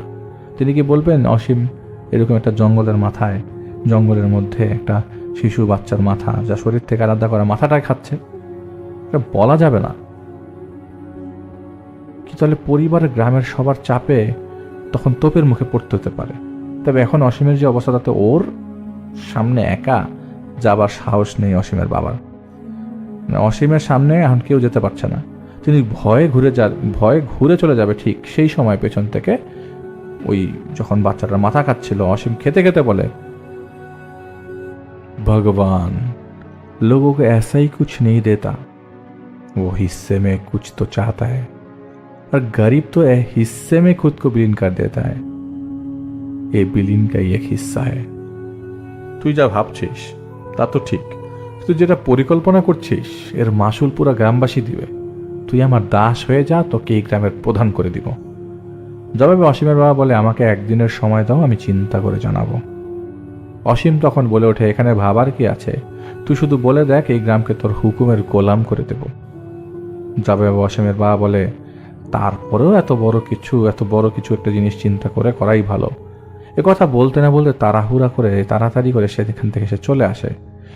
কিন্তু তিনি বাসায় না যেয়ে সরাসরি তাদের গ্রামের পুরোহিতের কাছে চলে যায়, পণ্ডিতের কাছে চলে যায়। সেখানে গিয়ে পুরোহিতকে তার ছেলের সমস্যার কথা খুলে বলে। সবকিছু শুনে পুরোহিত বলে, তাহলে কাল সন্ধ্যায় কীর্তন বসাবো। আপনারা একটা কাজ করুন, আপাতত অসীমকে আটকে রাখুন। পুরোহিতের কথা শুনে অসীমের বাবা মা, চাচা সহ আরো কিছু লোকজন মিলে অসীমকে খুঁজতে বেরিয়ে পড়ে। এবারও অসীমকে পাওয়া যাচ্ছে না। অনেক খোঁজাখুঁজির পর অবশেষে অসীমকে পাওয়া গেল নদীর পাড়ে এক গাছের উপরে। সবাই মিলে ধরে নামাতে চেষ্টা করলে সবাইকে লক্ষ্য করে অসীম গায়ে এত শক্তি যে 4-5 জন ধরেও ওই পাশে ওই মুহূর্তে ধরে রাখতে পারছিল না। সবাইকে ঝাড়ি দিয়ে দৌড় দিতে চাচ্ছিল। তারপরেও অনেক কষ্টে তাকে বেঁধে রাখা হয়। তার পরের দিন সন্ধ্যায় কীর্তনের আসন বসানো হয় মন্দিরে। সবাই গোল হয়ে বসে। বিভিন্ন খাবারের মধ্যে অন্যতম ছিল বিভিন্ন ধরনের মিষ্টি, আর সেখানে অসীমকে একটা গোল বৃত্তের মধ্যে বসিয়ে রাখা হয়। রাকেশের ব্যাখ্যা অনুযায়ী সবাই মন্দিরে বসে বিভিন্ন খাবার নিয়ে, বিভিন্ন ধরনের বাদ্যযন্ত্র নিয়ে তাদের দেবদেবীদের নামে ধর্মীয় গান গাওয়া, নাচা শুরু করে দেয়। এর মাধ্যমে এক আধ্যাত্মিকতা পায় তারা, যার মাধ্যমে কারো মধ্যে কোনো অশরীরী থাকলে চলে যায় কিংবা বোঝা যায় তার উপস্থিতি। কিছুক্ষণ কীর্তন হওয়ার পর অসীমের উপর একটা প্রভাব পড়ে, সেটা সবাই লক্ষ্য করে। হঠাৎ করে অসীম চিৎকার করে উঠে বলে, তোর এত সাহস কিভাবে হয় আমাকে ডাক দিস? ভোগের ব্যবস্থা করেছিস যে ডেকেছিস? তখন সেখানকার পণ্ডিত জিজ্ঞেস করে, কে তুই, কার কথা এখানে এসছিস? জবাবে অসীমের ভেতর থেকে শব্দ আসে, বলে, যার পূজারি তাকেই ভুলে গিয়েছিস, তোকে এখানকার পণ্ডিত কে করেছে? অসীমের মুখে এসব শুনে পণ্ডিত ক্ষিপ্ত হয়ে 2 জনকে দিয়ে অসীমের 2টা হাত ধরায়। একটা গামলায় কিছু কয়লা দিয়ে তার উপর শুকনো মরিচ আর তেজপাতা দিয়ে এক ধরনের ধোঁয়া তৈরি করে, আর আরো কিছু রিচুয়াল করে অসীমের নাকে মুখের সামনে ধরে সেই ধোঁয়ার গামলা। ধোঁয়া অসীমের নাকে যেতেই যন্ত্রণায় অসীম চিৎকার করতে থাকে। একটা সময় অসীম অজ্ঞান হয়ে মাটিতে পড়ে যায়। তার কিছুক্ষণ পর অসীমের জ্ঞান ফিরলে তার শরীর বেশ দুর্বল থাকে, উঠে বসার শক্তি নেই। তারপরেও পণ্ডিত জিজ্ঞাসা করে, কি হয়েছে তোমার, সেটা কি তুমি জানো? জবাবে অসীম যা বলে সবাই শিউরে ওঠে। সেদিন ছিল কালী পূজার রাত। অসীম পূজা দেখে বাসায়ের দিকে আসছিল। আসার পথে এসে ছোট জঙ্গলটা পড়ে। তার পাশ দিয়ে যাওয়ার সময় অসীম ঝুনঝুনির শব্দ পায়। কৌতূহল নিয়ে অসীম খুঁজতে থাকে কোথা থেকে শব্দটা আসছিল। বেশ কিছুক্ষণ খোঁজার পর এক সময় সে বুঝতে পারে জঙ্গলের পাশে যে মনসার মন্দিরটা আছে সেখান থেকে শব্দটা আসছে। অসীম সেখানে গিয়ে দেখে খুব সুন্দর একটা যুবতী মেয়ে নাচছে। অসীমের বর্ণনায় যার পায়ে ছিল নাচের জন্য ব্যবহার করার ঘুঙরু। এত সুন্দর মেয়ে অসীমের জীবনে সে কখনো দেখেনি। এত মায়াবী চেহারা, এত আকর্ষণীয়, যা দেখে অসীমের তখন নেশায় ধরে গিয়েছিল। অসীম কি থেকে কি করবে দিশা না পেয়ে সরাসরি দৌড়ে গিয়ে মেয়েটাকে জড়িয়ে ধরে। জড়িয়ে ধরার সাথে সাথেই পলকের মধ্যে মেয়েটা একটা সাপে পরিণত হয়। অসীম আতঙ্কে পড়ে যায়। অসীমকে লক্ষ্য করে তার চারপাশে অনেক সাপ আসা শুরু করে। অসীম সেখান থেকে কোনোভাবে পালানোর চেষ্টা করে, দৌড়ে বাসায় চলে আসে। এরপর সেদিনের পর থেকে আজ নিজেকে সে এইভাবেই পাচ্ছে, তাকে সবাই এভাবেই দেখছে। সেদিনকার মতো পণ্ডিত কিছু মালা আর তাবিজ টাইপের কিছু দিয়ে বলে, আশা করি সমস্যার সমাধান হয়ে গেছে। সেদিন রাতে অসীমের সাথে তার বাবা ঘুমাতে আসে। মাঝরাতে হঠাৎ অসীম তার বাবার গলা চেপে ধরে আর বলে, বিশ্বাসঘাতক, তাও আবার আমার সাথে? তোদের মতো গরিবরা বুঝবে না কখনো বড় লোকের স্বাদ। অসীমের বাবা অনেক কষ্টে কোনো রকম অসীমের হাত সরিয়ে অসীমকে ধাক্কা দিয়ে দৌড়ে ঘর থেকে বের হয়ে যায়। অসীমের বাবার ডাকে বাড়ির লোকজন সবাই ঘুম থেকে উঠে যায়। এর মাঝে অসীম কোথা থেকে একটা বিশাল ওর বিশাল দা নিয়ে আসে মারতে। অসীমের বাবা পাশের বাসা থেকে তার ভাই ভাতিজাকে নিয়ে আসে। অনেক কষ্টে সবাই মিলে অসীমকে আটকে আবারও বেঁধে রাখে। অন্যদিকে গ্রামের পণ্ডিতকে ডেকে নিয়ে আসা হয়। তবে এবার পণ্ডিত জানান সে আর আসবে না, সে নিজেই অসুস্থ অবস্থায় বিছানায় পড়ে গেছে। কিন্তু পণ্ডিতের কি হয়েছে বা কেনই সে হঠাৎ করে এমন অসুস্থ হলো তা পরে জানা যায়নি। শুধু এটাই বলে যে আমি যা করার করেছি, এখন আর আমার হাতে কিছু নাই, আপনারা ভালো তান্ত্রিক খোঁজেন। তো অসীমদের পরিবারের পণ্ডিতের এমন কথা শুনে দিক বিদিক না দেখে সবাইকে জানাতে থাকে কোনো তান্ত্রিকের সন্ধান করার জন্য। পরে একজন থেকে সন্ধান পায় যে এক তান্ত্রিকের। সেই তান্ত্রিককে নিয়ে আসা হয় অসীমের বাড়িতে। তান্ত্রিকের একটা 5-6 জনের দল ছিল। তারা সবাই গোল হয়ে বসে অসীমকে মাঝে বসায়। ওর গলায় কোনো এক ধরনের মালা লাগিয়ে কিছুক্ষণ রিচুয়াল শুরু করে। কিছুক্ষণ পর অসীমের উপর সেই এন্টিটিকে হাজির করা হয়। তান্ত্রিক অসীমের উপর থাকা এন্টিটিকে জিজ্ঞেস করে, কে তুই, কোত্থেকে এসছিস আর কেন এসছিস? জবাবে অসীম বলে, আমি তোদের মনসা দেবী, তোদের সর্প দেবী। কেন শুনিসনি আমি কেন এসছি? মেরা হিস্সা अभी तक बाकी है, मिलने के बाद इसको छोड़ दूंगा। এসব শুনে তান্ত্রিক বলে, তোর আবার কিসের হিস্সা? जब অসীম বলে, ये एक इत्तेफाक था जो अभी तक बाकी है और जो कुछ भी पूछना है वो माँ बेटी को पूछ। ये परिवार मेरे साथ धोखा किए। এই পরিবার আমাকে ধোঁকা করেছে এবং যা কিছু জিজ্ঞেস করার ওই মেয়ে আর মাকে জিজ্ঞেস কর। তো তান্ত্রিক বলে, ধোকে বাজে তুই, বল কি ইত্তেফাক হয়েছে? তখন অসীম বলে, এই মা আর মেয়ের সাথে ইত্তেফাক ছিল। আমি অসীমের মাকে তাদের সব সম্পত্তি পাইয়ে দিব আর মেয়েকে অনেক স্বর্ণ টাকা দিব, দাসী দিব, কিন্তু এর বিনিময়ে আমার 3টা নর ভোগ দিবে। কিন্তু ওরা মাত্র 2টা দিয়ে আর দেয়নি, এর মধ্যে থেকে একটা এখনো বাকি আছে। এই কথা শুনে অসীমের মা চিৎকার করে বলে, সব মিথ্যা। তখন অসীমের উপর থাকা এন্টিটি বলে, মনসা কখনো মিথ্যা বলে না। এই কথা শেষ হতে না হতেই তান্ত্রিক অসীমের গায়ে আঘাত দিতে থাকে। আঘাত প্রাপ্ত হয়েও সে অসীম হাসতে থাকার বলে, সত্য শোনার সাহস আছে তোদের? জবাবে তান্ত্রিক বলে, যা বলার তাড়াতাড়ি বল, কিসের বিনিময়ে তুই ওদেরকে ছেড়ে দিবি? এবার অসীমের ভেতরে থাকা সে এন্টিটি বলে ওঠে, আমার হিস্সা আমাকে বুঝিয়ে দে, আমি চলে যাব। তান্ত্রিক তাকে বলে, তুই যেটা চাচ্ছিস সেটা সম্ভব না। অসীম বলে, কে বলেছে সম্ভব না? ওই যে অসীমের মা, ওকে বল, ও সব ব্যবস্থা করে দিবে, আগেও সে সেভাবেই করেছে। তান্ত্রিক বলে, কিভাবে করেছে তুই বল। জবাবে অসীম বলে, প্রথমটা ওই যে ওই বাড়ির নতুন দেয়াল সবেমাত্র সরাসরি মাটি থেকে এক পাশ উঠিয়েছে। রাতে যে কোনোভাবে ওই বাড়ির বাচ্চাটাকে এই দেয়ালের সামনে নিয়ে আসছে আর অপর প্রান্ত থেকে ধাক্কা দিয়ে পুরো দেয়ালটা সেই বাচ্চার উপর ফেলে দিয়েছে আমার নামে উৎসর্গ করে। আর দ্বিতীয়টা মা বেটির সাথে ছিল, মেয়েকে অনেক সুন্দর করে বুঝিয়েছে, বাচ্চা তো আর নিতে পারবি সামনে, কিন্তু এত সম্পদ কোথায় পাবি? একটাই তো, দিয়ে দে মা, থাক দিয়ে দে, মাকে দিয়ে দে, সামনে আরো নিতে পারবি। মার এত সুন্দর প্রেরণায় মেয়ে তার সবে জন্মানো 3 দিনের বাচ্চাটাকে আমার নামে উৎসর্গ করে দেয়। এই কথা শুনে সেখানে হইচই পড়ে যায়। তান্ত্রিক কোনোভাবে সবাইকে শান্ত করে এবং তান্ত্রিক বলে, তোর সব কথা আমি বিশ্বাস করেছি, কিন্তু তুই এবার বল, কিসের বিনিময়ে তুই ওকে ছেড়ে চলে যাবি? জবাবে অসীম বলে, আমার হিস্সা আমাকে দিয়ে দে, আমি চলে যাব।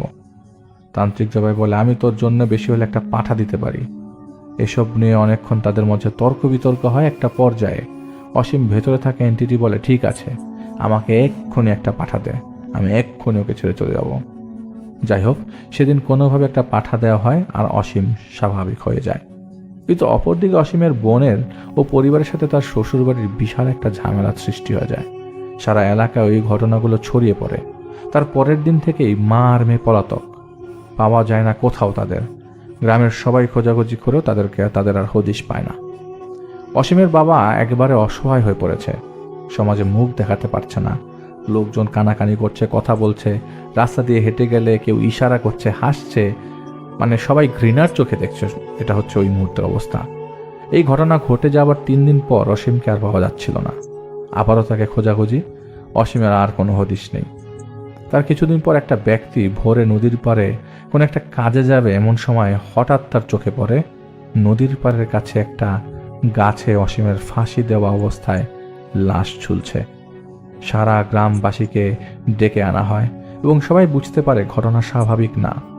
এইসব সইতে না পেরে অসীমের বাবাও পাগলের মতো হয়ে গেছে। কয়েকদিনের ব্যবধানে একটা সুন্দর পরিবার শেষ। অন্যদিকে সম্পূর্ণ গ্রামবাসী এখনো আতঙ্কে, কারণ এই গাছটি নিয়ে আরো অনেক ঘটনা ওখানে ঘটেছে এবং তাদের গ্রামের পণ্ডিতও পরে জানায় কেন তিনি পরের বার অসীমকে দেখতে যাননি। অসীমের ঘটনা কিন্তু এখানেই শেষ। পরবর্তীতে সেই ঘটনা সংগ্রহ করে পাঠাবো, কারণ সেই গাছ রিলেটেড কিছু ঘটনা অনেক ঘটে গেছে, যেটা হয়তো আমি রাকেশ থেকে সংগ্রহ করব। এবং আমি ধন্যবাদ জানাবো স্পেশালি সাজ্জাদ ভাইকে, যিনি সৌদি আরবে শত ব্যস্ততার মাঝেও আমাদের জন্য ঘটনা কালেকশন করছে এবং স্টিল নাও সে আরও কিছু ঘটনা প্রসেসিংয়ের মধ্যে রেখেছে। ঘটনা কালেক্ট করার সাথে সাথেই তিনি সেগুলো আমাদের কাছে পাঠাবেন। এবং তার সাথে ওইখানে লিয়াজও, তিনি ওখানে একটা ভালো জব করেন, যার বিধায় তিনি আশপাশ থেকে বেশ কিছু ঘটনা কালেক্ট পর্যন্ত করেন। সুতরাং যারা সৌদি আছেন, চাইলে আপনাদের কাছে কোনো ঘটনা থাকলে আপনারা সরাসরি আমাদের সাজ্জাদ ভাইয়ের সাথেও সৌদিতে দেখা করতে পারেন। তো যাই হোক, এটা হচ্ছে সাজ্জাদ ভাইয়ের ঘটনা। আমার কাছে একটা ঘটনা এসছে। তো কয়েকদিন আগে আমার এক পরিচিত ভাইয়ের সাথে দেখা হয় আর কি। এখানে দেখা হয় বলতে হচ্ছে সে বাংলাদেশ থেকে এখানে আসে এবং ঘুরতে আসার পর তার সাথে ফোনে কথাবার্তা হয়। ফোনে কথাবার্তার এক পর্যায়ে তিনি আমাকে বলেন যে তিনি যেখানে স্টে করছিলেন সেখানকার একটা ঘটনা তিনি শুনেছেন তার রুমমেটের কাছ থেকে। তিনি এখানে এসেছিলেন 3 মাসের জন্য। সেটা একটা ডিফারেন্ট এক্সপিরিয়েন্স। সে ইউরোপ থেকে এখানে আসেন 3 মাসের জন্য। তো তখন তিনি বললেন যে যেই বাসায় তিনি উঠেছিলেন সেই রুমমেটের কাছ থেকে একটা ঘটনা তিনি কালেক্ট করেন। ঘটনাটা খুবই ছোট, খুবই সিম্পল। তিনি যখন ওই জায়গায় আসেন তখন সবাই চুপচাপ ছিল। রাতের বেলা 10টার মধ্যে সবাই ঘুমায় যেত। তো কী ব্যাপার, রাতের 10টার মধ্যে সবাই ঘুমায় যায়, আবার শুয়ে সবাই মোবাইল ফোন টিপছে, কিন্তু লাইট টাইট সব লাইট টাইট অফ করে সবাই ঘুম বিছানায়। তো একটা কর্নারে যিনি থাকেন, ওই একই রুমে 3 জন থাকতো। যিনি কর্নারে থাকেন তিনি হচ্ছে জানালার পাশে। তিনি জানলার পাশে উকি দিয়ে আছেন এবং কিছুক্ষণ পর খালি উকি দিচ্ছেন। এমন অবস্থা যে তিনি এখানে লুকিয়ে আছেন, পুলিশ তাকে ধরতে এসছে, এরকম সিন। তো যিনি ঘটনাটি শেয়ার করেছেন তার নাম তায়েফ। তো তায়েফ ভাই বলে যে আমি দেখি বারবার সে জানালে উকি দিচ্ছে। তো আমি তাকে জিজ্ঞেস করলাম, যেহেতু সে ইন্ডিয়ান, তাকে আমি জিজ্ঞেস করলাম, ভাই কি হলো ওই জায়গায় বারবার এরকম উকি দিচ্ছেন, সব লাইট অফ, কালকে আপনারা ঠিকই ওই ড্রিঙ্ক করার জন্য গ্লাসের মধ্যে মদ নিয়েছেন, মদ নিয়ে শুয়ে আছেন, বসে আছেন, হেলান দিয়ে লাইট টাইট বন্ধ করে রেখেছেন, কারণ কি? বলে কারণ একটাই ভাই, এই জায়গায় এরকমভাবেই থাকতে হবে, এর থেকে বেশি কিছু জানতে চান না, খারাপ লাগবে, পরে থাকতে কষ্ট হবে। এখানে আসছেন 3 মাসের জন্য, ওনাদের 3 মাসের ভাড়া আগেই দিয়ে দেওয়া হয়েছে। 3 মাসের জন্য যেহেতু আসছেন, থাকেন, যদি কোনো কিছু দেখেন তো দেখলেন, না দেখলেন নাই, কিন্তু এটাই নিয়ম। এখানে 10টার মধ্যে সবাইকে বাসায় থাকতে হবে এবং 10টার মধ্যেই শুতে হবে। 10টার বাইরে কেউ আসলে তাকে বাসায় ঢুকতে দেওয়া হবে না। বলে এটা আবার কী ধরনের নিয়ম ভাই, আমি তো টাকা পয়সা দিয়েছি, আর আপনি বারবার এরকম জানালার ফাঁকি দিয়ে উকি দিচ্ছেন কেন? তো ওই দিন রাতে তাকে কেউ কিছু বলে নাই। তিনি যখন ঘুমাতে যান রাতে 1টার দিকে পুরো বাসাটার মধ্যে এক ধরনের ফিসফিসানি শুরু হয়ে যায়। মনে হচ্ছে পাশের ঘর থেকে কেউ ফিসফিস করছে। ফিসফিসটা 1 ফিট দূরত্ব থেকে হয়ে আবার অন্য জায়গায় চলে যাচ্ছে। কেউ ফিসফিস করছে কিন্তু দেখা যাচ্ছে না কাউকে। সবাই সজাগ, ওই বাসায় সবাই সজাগ, ওই ড্রিঙ্ক করছে, ফোনে কথা বলছে, কিন্তু লাইট টাইট সব বন্ধ। মুভমেন্ট ওই খাটের উপরে, কেউ মুভ করছে না, হাঁটছে না, কোথাও যাচ্ছে না। বাথরুমে গেলেও একজন আরেকজনের কাছ থেকে সাহায্য নিচ্ছে বাথরুমে যাওয়ার জন্য। তো রাত তখন 1টা বেজে গেছে অলরেডি। তো তিনি দেখলেন যে পুরো বাসাটা গরম হয়ে গেছে। ওই সময় গরম সিজন না, পুরো বাসাটা গরম হয়ে গেছে। তো ওই মুহূর্তে তিনি আসলে 3 মাসের টাকা যেই ভাইকে দিয়েছিলেন সেই ভাইকে বলেন যে ভাই, আসলে আপনি কি হিটারটা একটু বন্ধ করবেন? এত তো শীত পড়ে নাই, হিটারটা ছাড়ছেন, খুব গরম লাগতেছে। বলে কোনো সমস্যা নেই, এভাবেই সহ্য করেন, আমাদেরও গরম লাগতেছে, হিটার ছাড়া হয় নাই। তো বলে যে গরম লাগতেছে, এটার কারণ কি, গরম লাগছে কেন? বলে গরম লাগছে কেন এটা পরে বলবো, এখন সেটা শোনার দরকার নাই, আছেন তো 3 মাস, নিজেই জানতে পারবেন, সুতরাং এভাবেই চলেন। তো তিনি প্রথমে বুঝতে পারেন নাই, প্রথমে 1-3-4 দিন এরকম হঠাৎ রাত্রেবেলা বাসার মধ্যে, সারাদিন কোনো সমস্যা না, রাত্রে 12টা-1টার পর বাসাটা গরম হয়ে যায়। তো তিনি বলেন যে ভাই দেখেন এরকম করলে তো আমি থাকতে পারবো না। 2 দিন পর বলতেছে পুরো বাসাটা গরম হয়ে যাচ্ছে, রাত্রেবেলা ঘুমাতে পারি না, কালকে রাত্রেবেলা খুব অস্বস্তি লেগেছে, পুরো বাসা গরম হয়ে যাওয়ার পর আমি ঘেমেছি, আপনি আমাকে বলেন ঘটনাটা কি। বলে ঘটনাটা কিছুই না, ঘটনাটা ভুল, কোনো কিছু না, আপনি নর্মালি থাকেন, শুধু শুধু এটা নিয়ে ভাইবেন না, একটু গরম লাগলে বাসার বাইরের থেকে আপনি হাওয়া লাগিয়ে নিয়ে আসেন। তো অদ্ভুত আচরণ করছিল তার ওই রুমমেটগুলা। তো ওইখানে পাশের রুমে আরেকজন ছিলেন, তিনি একা থাকতেন রুমের মধ্যে।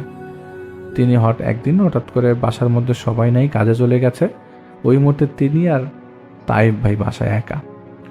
বলল যে কী ব্যাপার ভাই, আপনি রাত্রেবেলা কালকে এরকম সময়ে রাত্রেবেলা 3টা-4টার দিকে, ভোর 3টা-4টার দিকে আপনি বাইরে দাঁড়িয়েছিলেন, কারণ কি? আমি জানালা দিয়ে দেখলাম আপনি বাইরে দাঁড়িয়ে আছেন।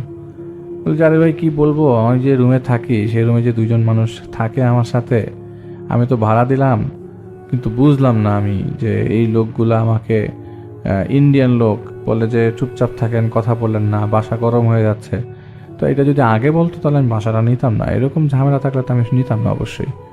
বলে তখন ওই লোক বলতেছে যে দেখেন এইখানে অ্যাটলিস্ট 10 দিন থেকে তারপরে চলে যান, যেহেতু আসেন এখানে কষ্ট করে 10 দিন থাকেন, তারপর চলে যান, আমি আপনাকে এর থেকে আর বেশি কিছু বলতে পারবো না। তো এরপরে তিনি আর কোনো কথাবার্তা বলেন না।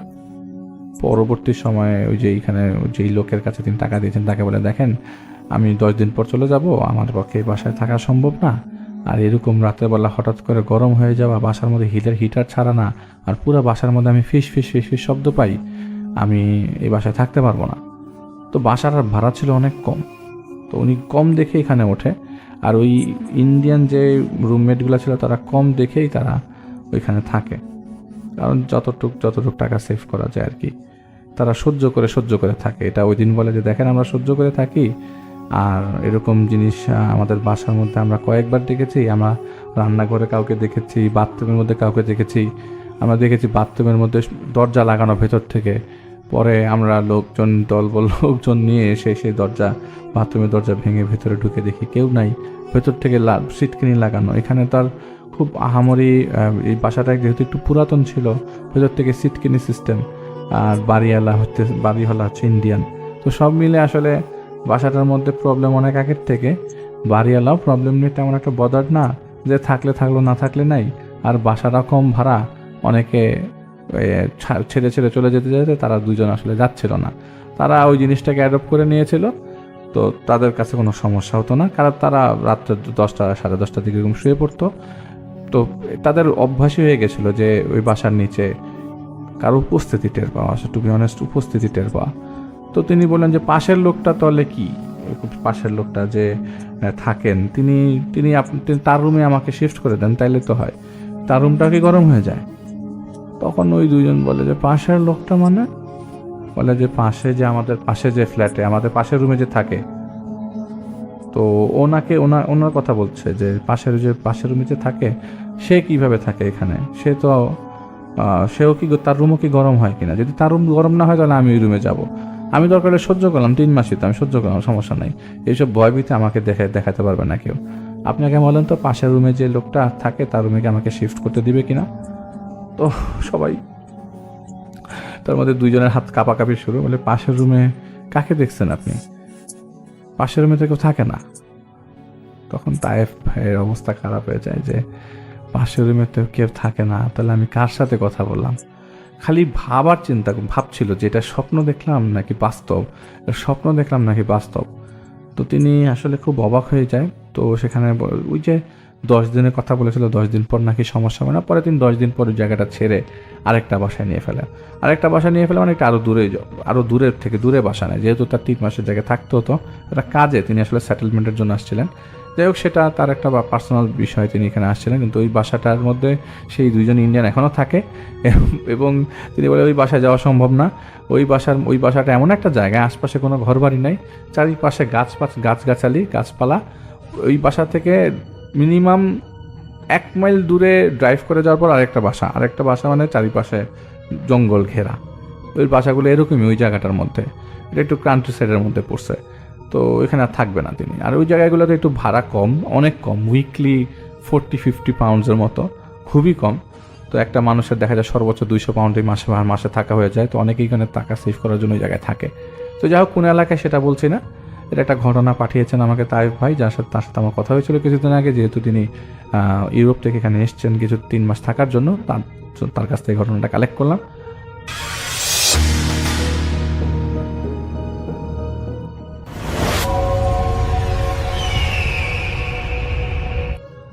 ধন্যবাদ রাসেল ভাই আমাকে ঘটনা বলার সুযোগ দেওয়ার জন্য। আমার নাম হচ্ছে রিপন, আমি এসেছি আদিত্যমণি লালমোহনের থেকে। আজকে যে ঘটনাটা আমি আপনাকে শেয়ার করব, এই ঘটনাটা আমার কাছে শেয়ার করেছেন, তার নাম হচ্ছে নয়ন। আর নয়নের বাড়ি হচ্ছে গাইবান্ধার ফুলসুলি এলাকায়। রাসেল ভাই, নয়ন ভাই যে ঘটনাটা আমাকে পাঠিয়েছেন, এই ঘটনাটা আজ থেকে 12 বছর আগের একটি ঘটনা। তো গাইবান্ধার ওইদিকে তিস্তা এবং যমুনার চরাঞ্চল দেখা যায়। আর শীতকালে এই চরাঞ্চলে প্রচুর পরিমাণ শীত পড়ে, সামনে যেন 1 হাত সামনের জন্য কাউকে দেখা যায় না, এতটাই পরিমাণ শীত পড়ে। তো ঘটনাটা ঘটেছিল 2014 সালে।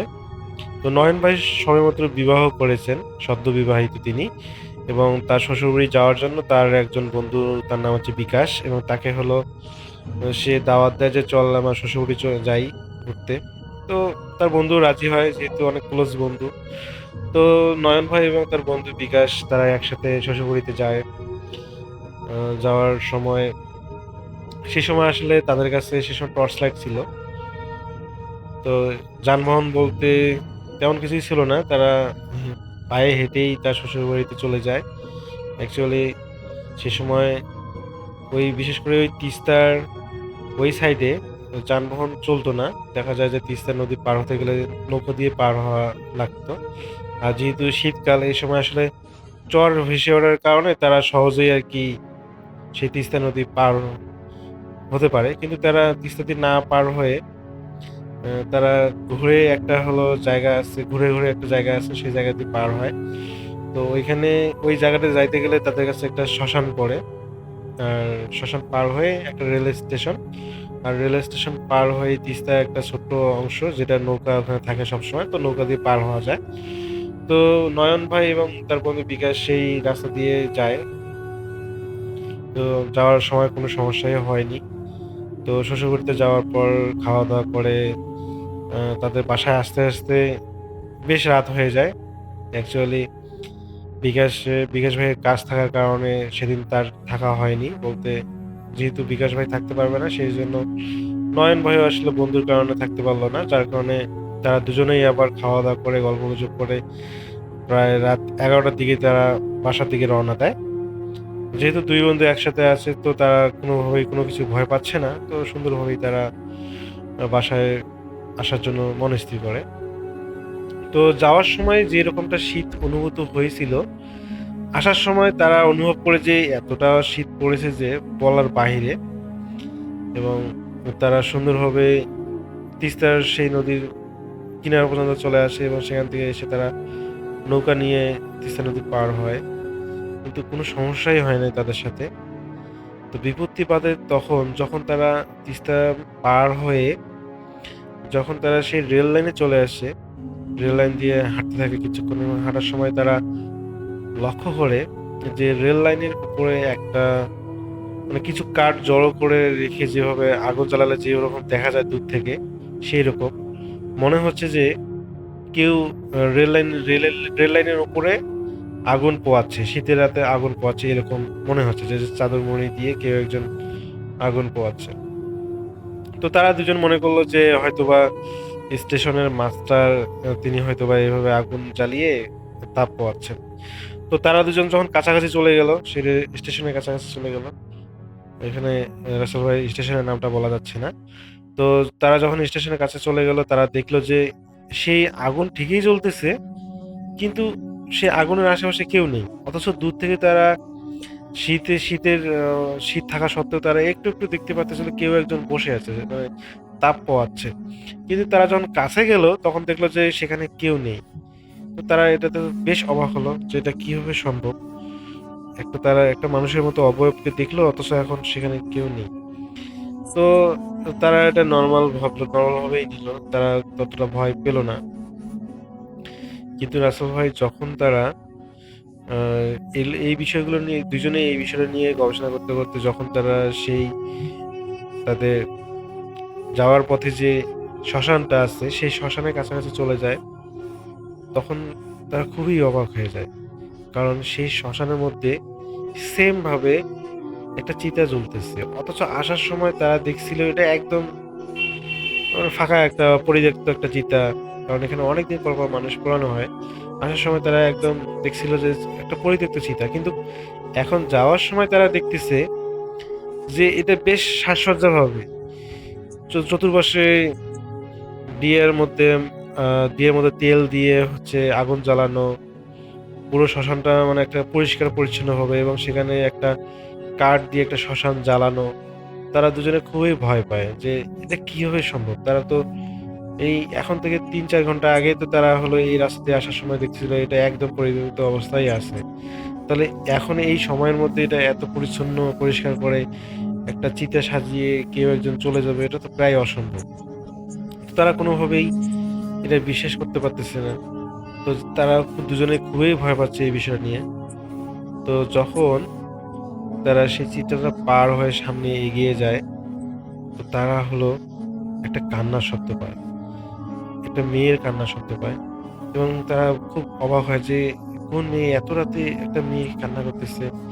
তো তারা যখন এই বিষয়টা নিয়ে মানে সেই মেয়েটার কান্না শুনে সেখানে দাঁড়ায়, এবং দাঁড়িয়ে যখন পিছনে তাকায়, তারা দেখে যে সেই শ্মশানের ধারে একটা ছোট্ট একটা বট গাছ, গাছটা বেশি বড় না, ছোট মাঝারি একটা বট গাছের নিচে একটা সাদা শাড়ি পরা একটা সুন্দর মেয়ে, একটা দেখতে সুন্দর, সেই মেয়েটা বসে কান্না করতেছে। তো তারা দুজন চিন্তা করে যে এত রাতে এখানে একটা মেয়ে কান্না করতেছে। তো প্রথমত তারা ভয় পেয়ে যায়, কিন্তু তারা যখন কিছুক্ষণ দাঁড়িয়ে থেকে সেই মেয়েটাকে অবলোকন করে, তারা দেখে যে মেয়েটা একদম স্বাভাবিক, মনে হচ্ছে যে স্বাভাবিক একটা মেয়েই কান্না করতেছে। তো তারা চিন্তা করে যে হয়তোবা সেই মেয়েটা বিপদে পড়েছে। তো তারা কাছাকাছি যায় এবং জিজ্ঞেস করে যে কে আপনি, আর এখানে বসে কান্না করতেছেন কেন? কিন্তু সেই মেয়েটা কোনো উত্তর দেয় না, সেই কান্নাই করতেছে। যখন নয়ন ভাই একটু জোর গলায় বলল যে আরে বলেন না কেন, আপনি কি এখানে এত রাতে কান্না করতেছেন কেন? তখন সেই মেয়েটা তার ফেসটা তোলে এবং তাদের দিকে তাকায় এবং বলে যে আমার স্বামী আজকে মারা গিয়েছে। আহ, ওই যে চিতাটা জ্বলতেছে ওইটা আমার স্বামী। এখন আমি কি করব, মানে তার দুঃখের কথাগুলো কিছু বলল। তো এটা শুনে নয়ন ভাই এবং বিকাশ দুজনেই একটু ব্যথিত হলো যে মেয়েটার স্বামী মারা গেছে, অথচ এখন সে একা হয়ে গেল। তো তাদের তো করার কিছুই নেই। তো যখন তারা সেই মেয়েটাকে একটু সান্ত্বনামূলক কথা বলে, যখন তারা বাসার দিকে রওনা দিবে, তো সেই মেয়েটা এখন একটা অন্য সুরে কান্না করতেছে। একটু আগে যে কান্নার সাউন্ডটা যেরকম ছিল, ঠিক এখন যেন কান্নার সাউন্ডটা একটা বীভৎস একটা কান্নার শব্দ। তো অন্যরকম একটা কান্নার সাউন্ড পেয়ে যখন তারা পুনরায় পিছনে তাকায়, তখন দেখে যে সেই মেয়েটার জায়গায় কেউ নেই, পুরো শ্মশান আগের মতো পরিত্যক্ত।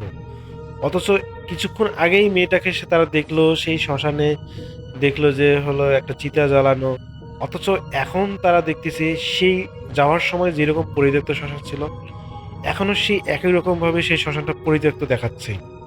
সেখানে সেই বটগাছের নিচে কোনো মেয়ে নেই, সেই শ্মশানটা কোনো পরিষ্কার পরিচ্ছন্ন নয়, একদম পরিত্যক্ত, কোনো চিতা নেই। তো তারা দুজনে এত পরিমাণ ভয় পেল দিছে, তারা দুজনে তাদের গায়ে যত শক্তি আছে তারা বাড়ির দিকে প্রচন্ড গতিতে তারা ছুটে চলে যায়। এবং বাসায় যাওয়ার পর বিকাশ ভাই তার বাসা চলে যায় এবং নয়ন ভাই তার বাসায় চলে আসে, এবং বাসায় আসার পর তিনি চিন্তা করতেছেন যে এগুলো কি, তারা এগুলো কি দেখলো এবং তার সাথে এটা কি ঘটনা ঘটলো। তো এরপর আসলে নয়ন ভাই সেদিন রাতে ঘুমাতেই পারেননি, এবং সকাল সকাল তিনি অনুভব করেন যে তার শরীরে প্রচন্ড পরিমাণ জ্বর, এবং পরবর্তীতে তাকে ডাক্তার দেখানো হয়, কিন্তু ডাক্তার দেখানোর পরও আসলে তার শরীর থেকে কোনোভাবেই জ্বর যাচ্ছিল না। তো এরপরে আহ, ডাক্তার না যাওয়ার মানে জ্বর না থামার পরেও দেখা যায় পরে সদর হাসপাতালে তাকে নেওয়া হয়, এবং যখন সব কি বলে টেস্টগুলো করা হয়, টেস্টগুলো করার পরও দেখা যায় যে কোনো ধরনের রিপোর্টে তার সমস্যা দেখা দেয়নি, কিন্তু তারপরেও তার কোনোভাবে জ্বর ছাড়তেছে না। তো হসপিটালে 3 দিন থাকার পর তার জ্বর একটু কমে আসে এবং পরে তাকে রিলিজ করা হয়। তো বাসায় আসার পর পুনরায় তার আবার জ্বরটা চলে আসে এবং কোনোভাবেই জ্বর থামে না।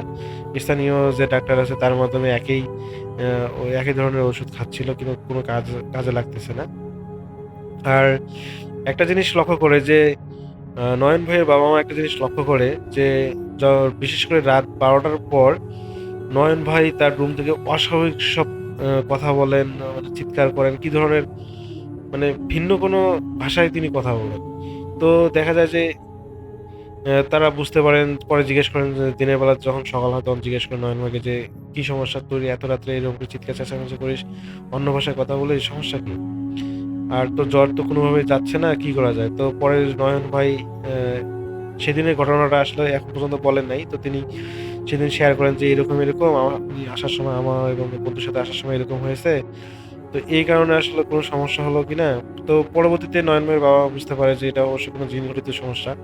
পরে তারা একজনকে হুজুরকে নিয়ে আসে এবং হুজুরের মাধ্যমে যখন দেখা হয়, দেখে যে হ্যাঁ সেই একটা মেয়ে জিন তাকে ধরেছে, তার উপর আসর করেছে। তো পরবর্তীতে সেই হুজুর আর কি রুকাইয়া শুরু করেন, কিন্তু কোনোভাবেই তার ঠিক হচ্ছিল না। কিন্তু পরবর্তীতে সেই হুজুরের পরামর্শ অনুযায়ী একজন ভালো হুজুরকে নিয়ে আসা হয় এবং তিনি পরবর্তীতে নয়ন ভাই রুকাইয়া করে, এবং পরবর্তীতে নয়ন ভাই প্রায় 15 দিন পর তিনি একদম ঠিকঠাক হন। তো ঠিকঠাক হওয়ার পরে যখন তিনি তার বন্ধুর সাথে দেখা করতে চান এবং জানতে পারেন যে তার বন্ধু এখনো অসুস্থ। এখানে রাসেল ভাই, নয়ন ভাই এবং বিকাশ দুজনেই তারপর থেকে অসুস্থ। আসলে এই 15 দিন ধরে নয়ন ভাই অসুস্থ থাকার কারণে তার বন্ধুর খোঁজখবর নেওয়া হয়নি। তো এখনো জানতে পারেন যে তার বন্ধু অসুস্থ। তো পরবর্তীতে একই হুজুরের মাধ্যমে সেই বিকাশ ভাইকে রুকাইয়া করা হয় এবং তিনিও সুস্থ হন। তো এটাই ছিল রাসেল ভাই আমার ঘটনা।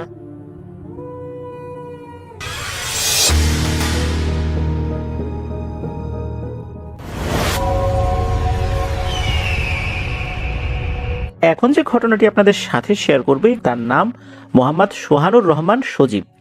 ওনার বাড়ি নাটোর জেলার বাগাতিপাড়া থানায়। চলুন ঘটনা শুনে আসি। উনি দুটি ঘটনা পাঠিয়েছেন, একটি ওনার নিজের সাথে ঘটে যাওয়া, আরেকটি ওনার বন্ধুর সাথে ঘটে যাওয়া। ওনার নিজের সাথে ঘটে যাওয়া ঘটনাটি প্রথম শেয়ার করব। ওনার নিজের সাথে ঘটে যাওয়া ঘটনাটি ঘটেছিল 2013 সালে, এখন থেকে প্রায় 12 বছর আগে, কুরবানি ঈদের দিনে। তো উনি আর ওনার ফুফাতো ভাই দুজন নামাজ পড়ে কুরবানি করে সারাদিন ঘোরাফেরা করেছেন। যখন মাংস বানানো হয়ে গেছে, আত্মীয় স্বজনদের বাড়িতে দিয়েও এসেছেন। সব শেষে ওনার দাদার এলাকায় যাওয়ার কথা ছিল, দাদার বাড়ি এবং দাদা বাড়ির দিককার যে আত্মীয় স্বজনরা ছিল তাদের বাড়িতেও দিতে হবে। সেই অনুযায়ী বিকেলের পরে ওই গ্রামের দিকে গিয়েছেন। তো দাদা বাড়িতে মাংস দিয়েছেন, অন্যান্য আত্মীয় বাড়িতেও মাংস দিয়েছেন, সব পাশাপাশি আর কি, এজন্য সময় লাগে নাই। এরপর চিন্তা করলেন যে একটু ঘোরাফেরা করি আর কি। এদিকে দাদা বাড়িতে গিয়েছেন, নিশ্চয়ই ঈদের দিন খালি মুখে আসতে দেবেন না, খাওয়া দাওয়া তারা করলেন।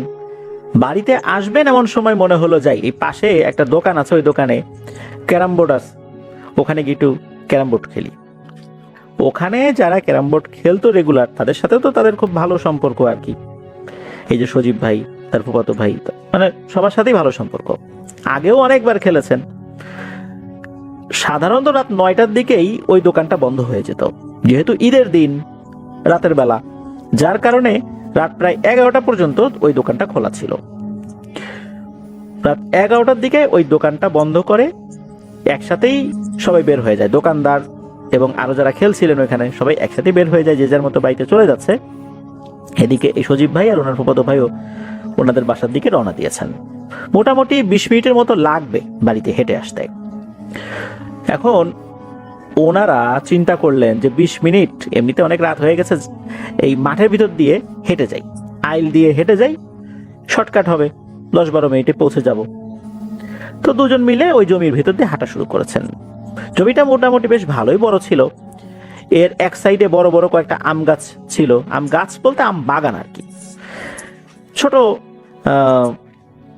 একটা বাগান, তার মধ্যে বড় বড় কয়েকটা আম গাছ, আর পাশাপাশি আবার দুটো বাগান।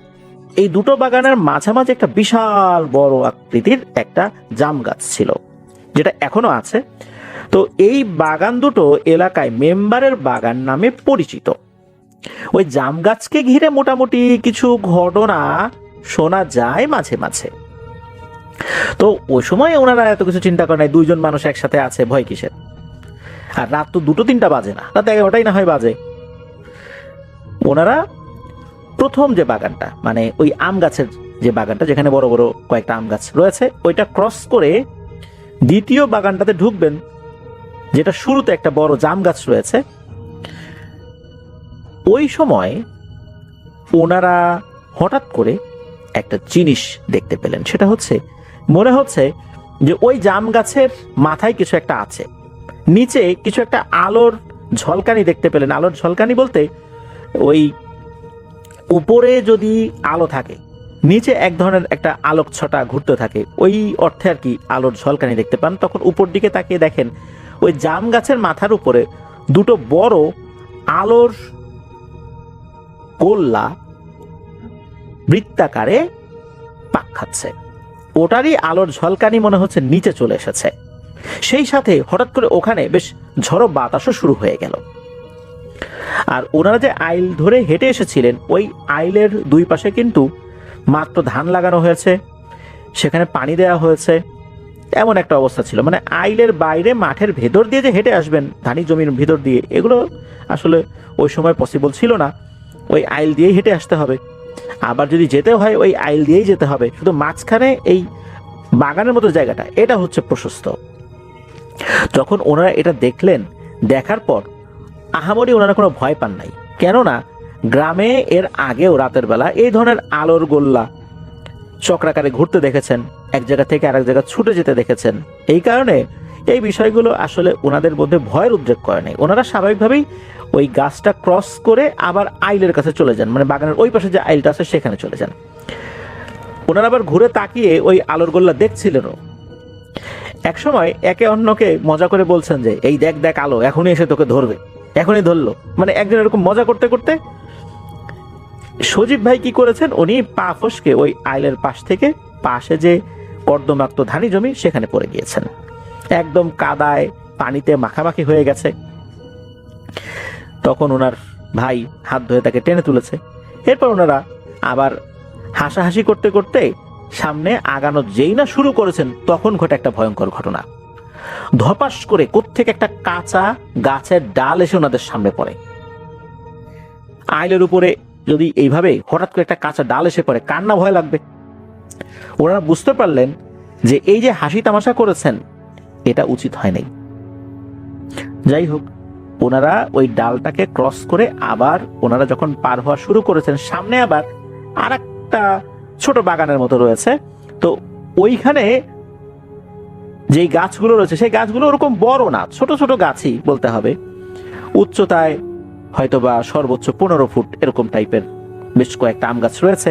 তো ওনারা যখন ওদিক দিয়ে হেঁটে যাচ্ছিলেন, হঠাৎ করে দেখতে পেলেন ওই আম গাছের একটা ডালে কালো একটা অবয়ব বসে আছে। এটা কিন্তু দুইজনই দেখতে পেয়েছেন। এটা দেখার সাথে সাথে ওনারা ওখানে থমকে যান, যে আরে এইটা কি। এরপর কি হয়, ওই যে কালো অবয়বটা দূর থেকেই হি হি করে হেসে ওঠে, আর নাকি গলায় বলে, কিরে কেমন লাগলো কাদার মধ্যে নাকানি চুবানি খেতে? খুব তো হাসি তামাশা করলি, হ্যাঁ? এখন দেখ কেমন লাগে। এই বলে কি করেছে, ওই ডাল থেকে একটা লাফ দিয়েছে। লাফ দিয়ে ওনাদের সামনে এসে পড়ে নাই, ওনাদের ডান সাইডে মাত্র 5 হাত দূরে এসে পড়েছে। ধপাস করে যে মাটির উপর এসে দাঁড়িয়েছে, মাটিটাও কেঁপে উঠেছে। ওই মুহূর্তে ওনারা দুজন তো আরো ভয় পেয়ে যান। এই বুঝি এসে ঘাড় মটকে দিল। তখন এনারা আর কোনো কিছু চিন্তা ভাবনা না করে সোজা বাড়ির দিকে দিয়েছেন দৌড়। দৌড় দিলেও ওই বাগান থেকে বের হয়ে আবার যখন আইলে উঠেছেন, এই আইলে তো আসলে পাশাপাশি দৌড়ানো যায় না, আইলের উপর দিয়ে সাবধানে হেঁটে যেতে হয়। ওই দৌড়ানোর সময় ওনারা বারবার পড়ে যাচ্ছিলেন কাদার মধ্যে, আবার উঠছিলেন, আবার পড়ছেন। এইভাবে ওনারা বাড়িতে এসে পৌঁছেন। বাড়ির কাছাকাছি ওনারা চলে এসেছিলেন আর কি। তো বাড়ির যে মেইন গেট, এই গেটের সামনে এসে দুইজনই ধপাস করে গেটের উপরে পড়ছেন। প্রচন্ড জোরে শব্দ হয়, ওরা দুজন হাঁপাচ্ছেন। এদিকে সজীব ভাইয়ের বাবা এই শব্দ পেয়ে উনি তাড়াতাড়ি উঠে এসেছেন যে কি হলো। গেট খুলে দেখেন এই অবস্থা, দুইজন কাদা পানিতে একদম মাখামাখি, চেহারাই বোঝা যাচ্ছে না। তখন জিজ্ঞেস করেন এই কি হয়েছে তোদের? তখন সজীব ভাই খুলে বলেন যে এই যে বাগানে ভয় পেয়েছে তারা। ওনার বাবা তখন কি করলেন যে ওনাদেরকে বললেন যে দ্রুত আমার সাথে চল, পুকুর ঘাটে চল, দুজনকে এখনই গোসল করতে হবে, কারণ তোরা ভয় পেয়েছিস, এই অবস্থায় ঘরে ঢুকলে ওই দুষ্টু জিনিসগুলো তোদের সাথে সাথে এই ঘরেও ঢুকে পড়বে, ওদেরকে এখান থেকে বিদায় দিতে হবে। এই বলে ওনাদের দুজনকে পুকুর ঘাটে নিয়ে গেলেন। উনি নিজে দাঁড়িয়ে থাকলেন ওখানে, যাতে কোনো ধরনের কোনো ভয় নতুন করে ওনারা না পান। এর মধ্যে ঘর থেকে ওনাদের জন্য পরিবারের অন্য সদস্যরা শুকনো কাপড় চোপড় নিয়ে আসলেন। এরপর দুজন গোসল করে তারপর ঘরে ঢোকেন। ঘরে ঢোকার পর এই সজীব ভাইয়ের আপন ফুপু, যিনি কোরআনে হাফেজা, উনি বাড়িতেই ছিলেন। উনি এই দুইজনকে দোয়া দুরুদ পড়ে রুকিয়া করে দেন। আল্লাহর রহমতে জ্বরও আসে নাই, কোনো সমস্যা হয় নাই। এই ঘটনা এখানেই শেষ। এরপর আসি পরের ঘটনায়। এই ঘটনাটি যার সাথে ঘটেছিল তার নাম হচ্ছে কাজল। সে পেশায় একজন ভ্যান চালক, আর এই কাজল এই সজীব ভাইয়েরই বন্ধু। ওনাদের যেই ঘর, এই ঘরের কয়েক ঘর পরেই হচ্ছে এই কাজল ভাইদের বাড়ি। মাঝে মাঝেই একসাথে বসে ওনারা আড্ডা দেন সন্ধ্যার পরে, যখন এই কাজল ভাইয়ের কাজ টাজ থাকে না তখন বন্ধু বান্ধবের সাথে আড্ডা দেন। তো আড্ডা দিতে দিতে একটা ভয়ের ঘটনা উনি শেয়ার করেছিলেন, যেটা ওনার সাথে ঘটেছিল 2019 সালে। আর 19 সালে যখন এই ঘটনাটা ঘটে, রাত তখন আনুমানিক 1টা। ওই রাত্রে রাত 9:30টার দিকে উনি খাওয়া দাওয়া করে ঘুমানোর প্রস্তুতি নিচ্ছেন। যেহেতু ভ্যান চালান, ওনার ভ্যান কিন্তু তখন ব্যাটারি চালিত ছিল না, প্যাডেল দিয়ে চালাতে হতো, অনেক পরিশ্রমের কাজ কিন্তু এটা। উনি রাত 10টার মধ্যেই শুয়ে পড়েন, সকাল সকাল উঠে পড়েন। 9:30টার দিকে উনি শোয়ার প্রস্তুতি নিচ্ছেন, এমন সময় ওনার ফোনে একটা কল আসে। যেই নাম্বার থেকে কল আসে, এই নাম্বারটা ওনার ফোনে সেভ ছিল। উনি গ্রাম সম্পর্কে একজন চাচা হন, খলিল চাচা। এই খলিল চাচা ফোন করেছেন। খলিল চাচার ফোনটা রিসিভ করার পর খলিল চাচা বলে ওঠেন যে ওনার শাশুড়ি মারা গিয়েছেন, পরিবার নিয়ে এক্ষুনি শ্বশুরবাড়ি যেতে হবে। তো ওনার শ্বশুরবাড়ি ছিল হচ্ছে এই গ্রাম থেকে 11 কিলোমিটার দূরে অন্য আর একটা গ্রামে।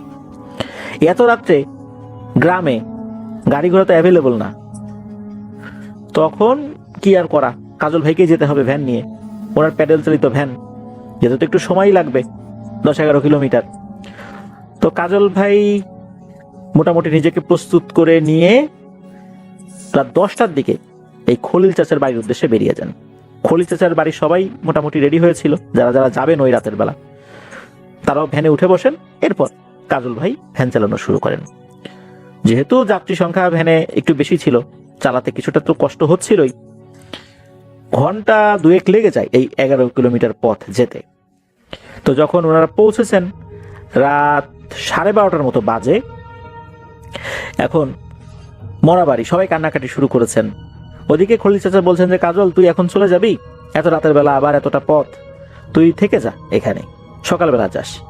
কাজল ভাই খুব অস্বস্তি বোধ করছিলেন, কেননা যেহেতু এই বাড়িতে একজন মারা গেছে, সবাই কান্নাকাটি করছে, এখানে উনি বসে থাকবেন, সবাই আত্মীয় স্বজনরা আসছে এখানে, ওনার অস্বস্তি লাগাটাই স্বাভাবিক।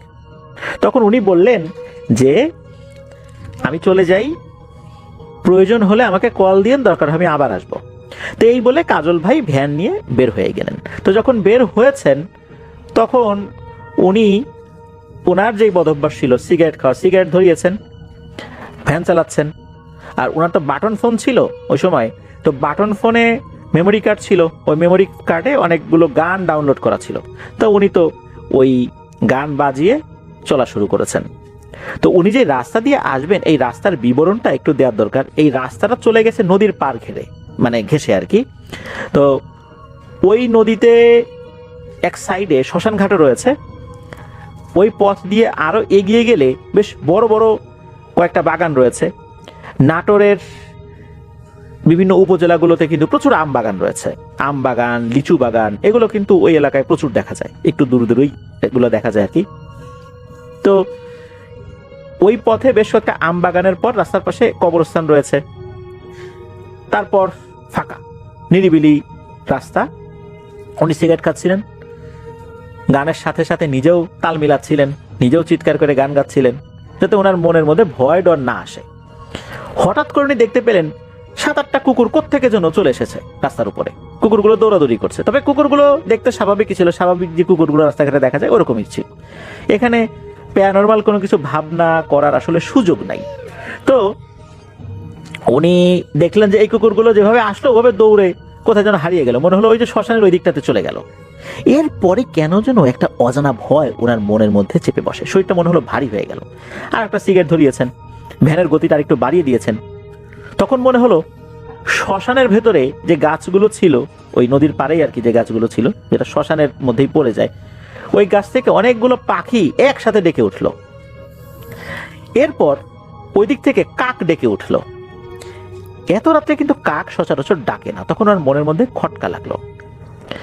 আর এরপরই হঠাৎ করে ভ্যানের সামনে বিশাল আকৃতির দুটো কুকুর চলে আসছে।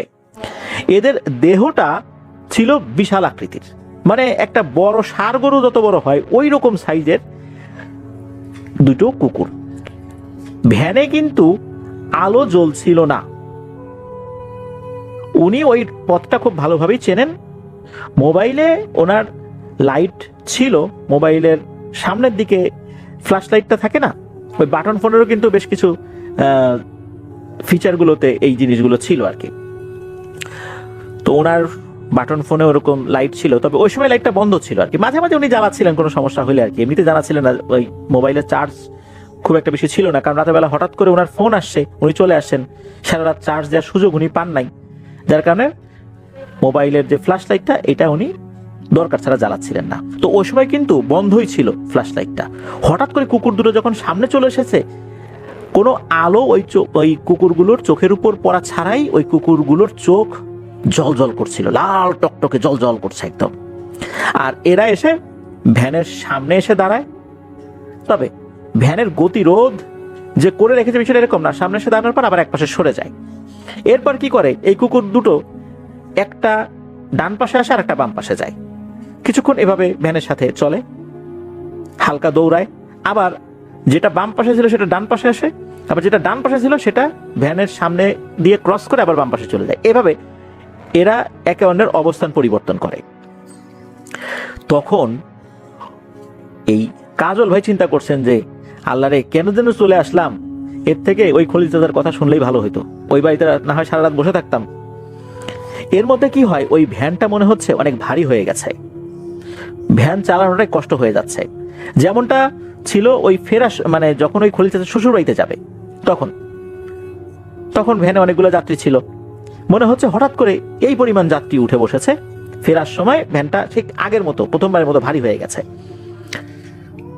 ভ্যানের উপর যে কেউ একজন আছে এটা খুব ভালো করেই এই কাজল ভাই ফিল করছেন। উনি তো জোরে জোরে দোয়া দুরুদ পড়া শুরু করছেন, এবার গান গাওয়া বাদ দিয়ে। এখন এর মধ্যে উনি দেখেন আর একটা জিনিস, সামনে একটা বাগান, ওই বাগানের ভেতরে মনে হচ্ছে একটা আলো জ্বলছে।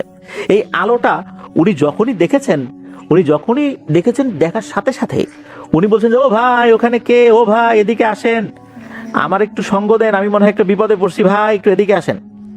তখন দূর থেকে আওয়াজ আসে, এ কে রে, ওখানে কে? তখন বলে, আমি কাজল।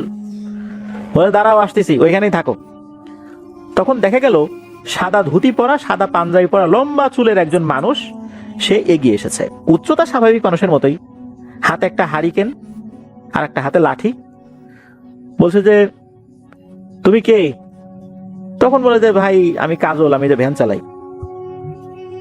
তখন কাজল ভাই ওই লোকটাকে জানান যে এরকম দুটো কুকুর সামনে চলে আসছিল, সেগুলো অস্বাভাবিক আকৃতির ছিল।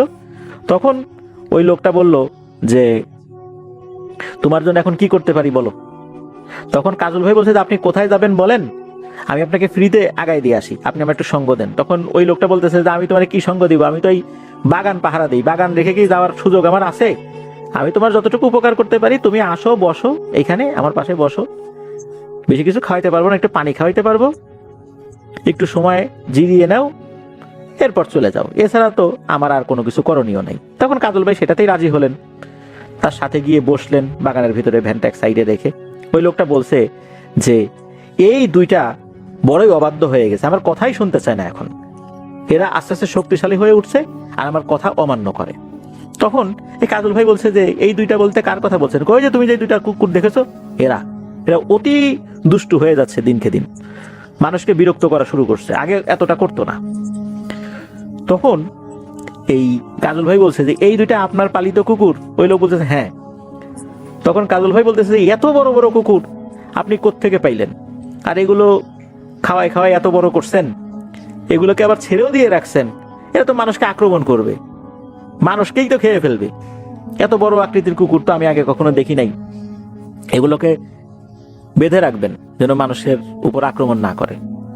তখন ওই লোকটা বলতেছে যে হ্যাঁ তুমি তো ঠিকই বলছো, এগুলোকে আসলে শায়েস্তা করতে হবে, তা না হলে কবে যে আমার উপর এরা চড়াও হয়ে বসে আমি বুঝতে পারতেছি না।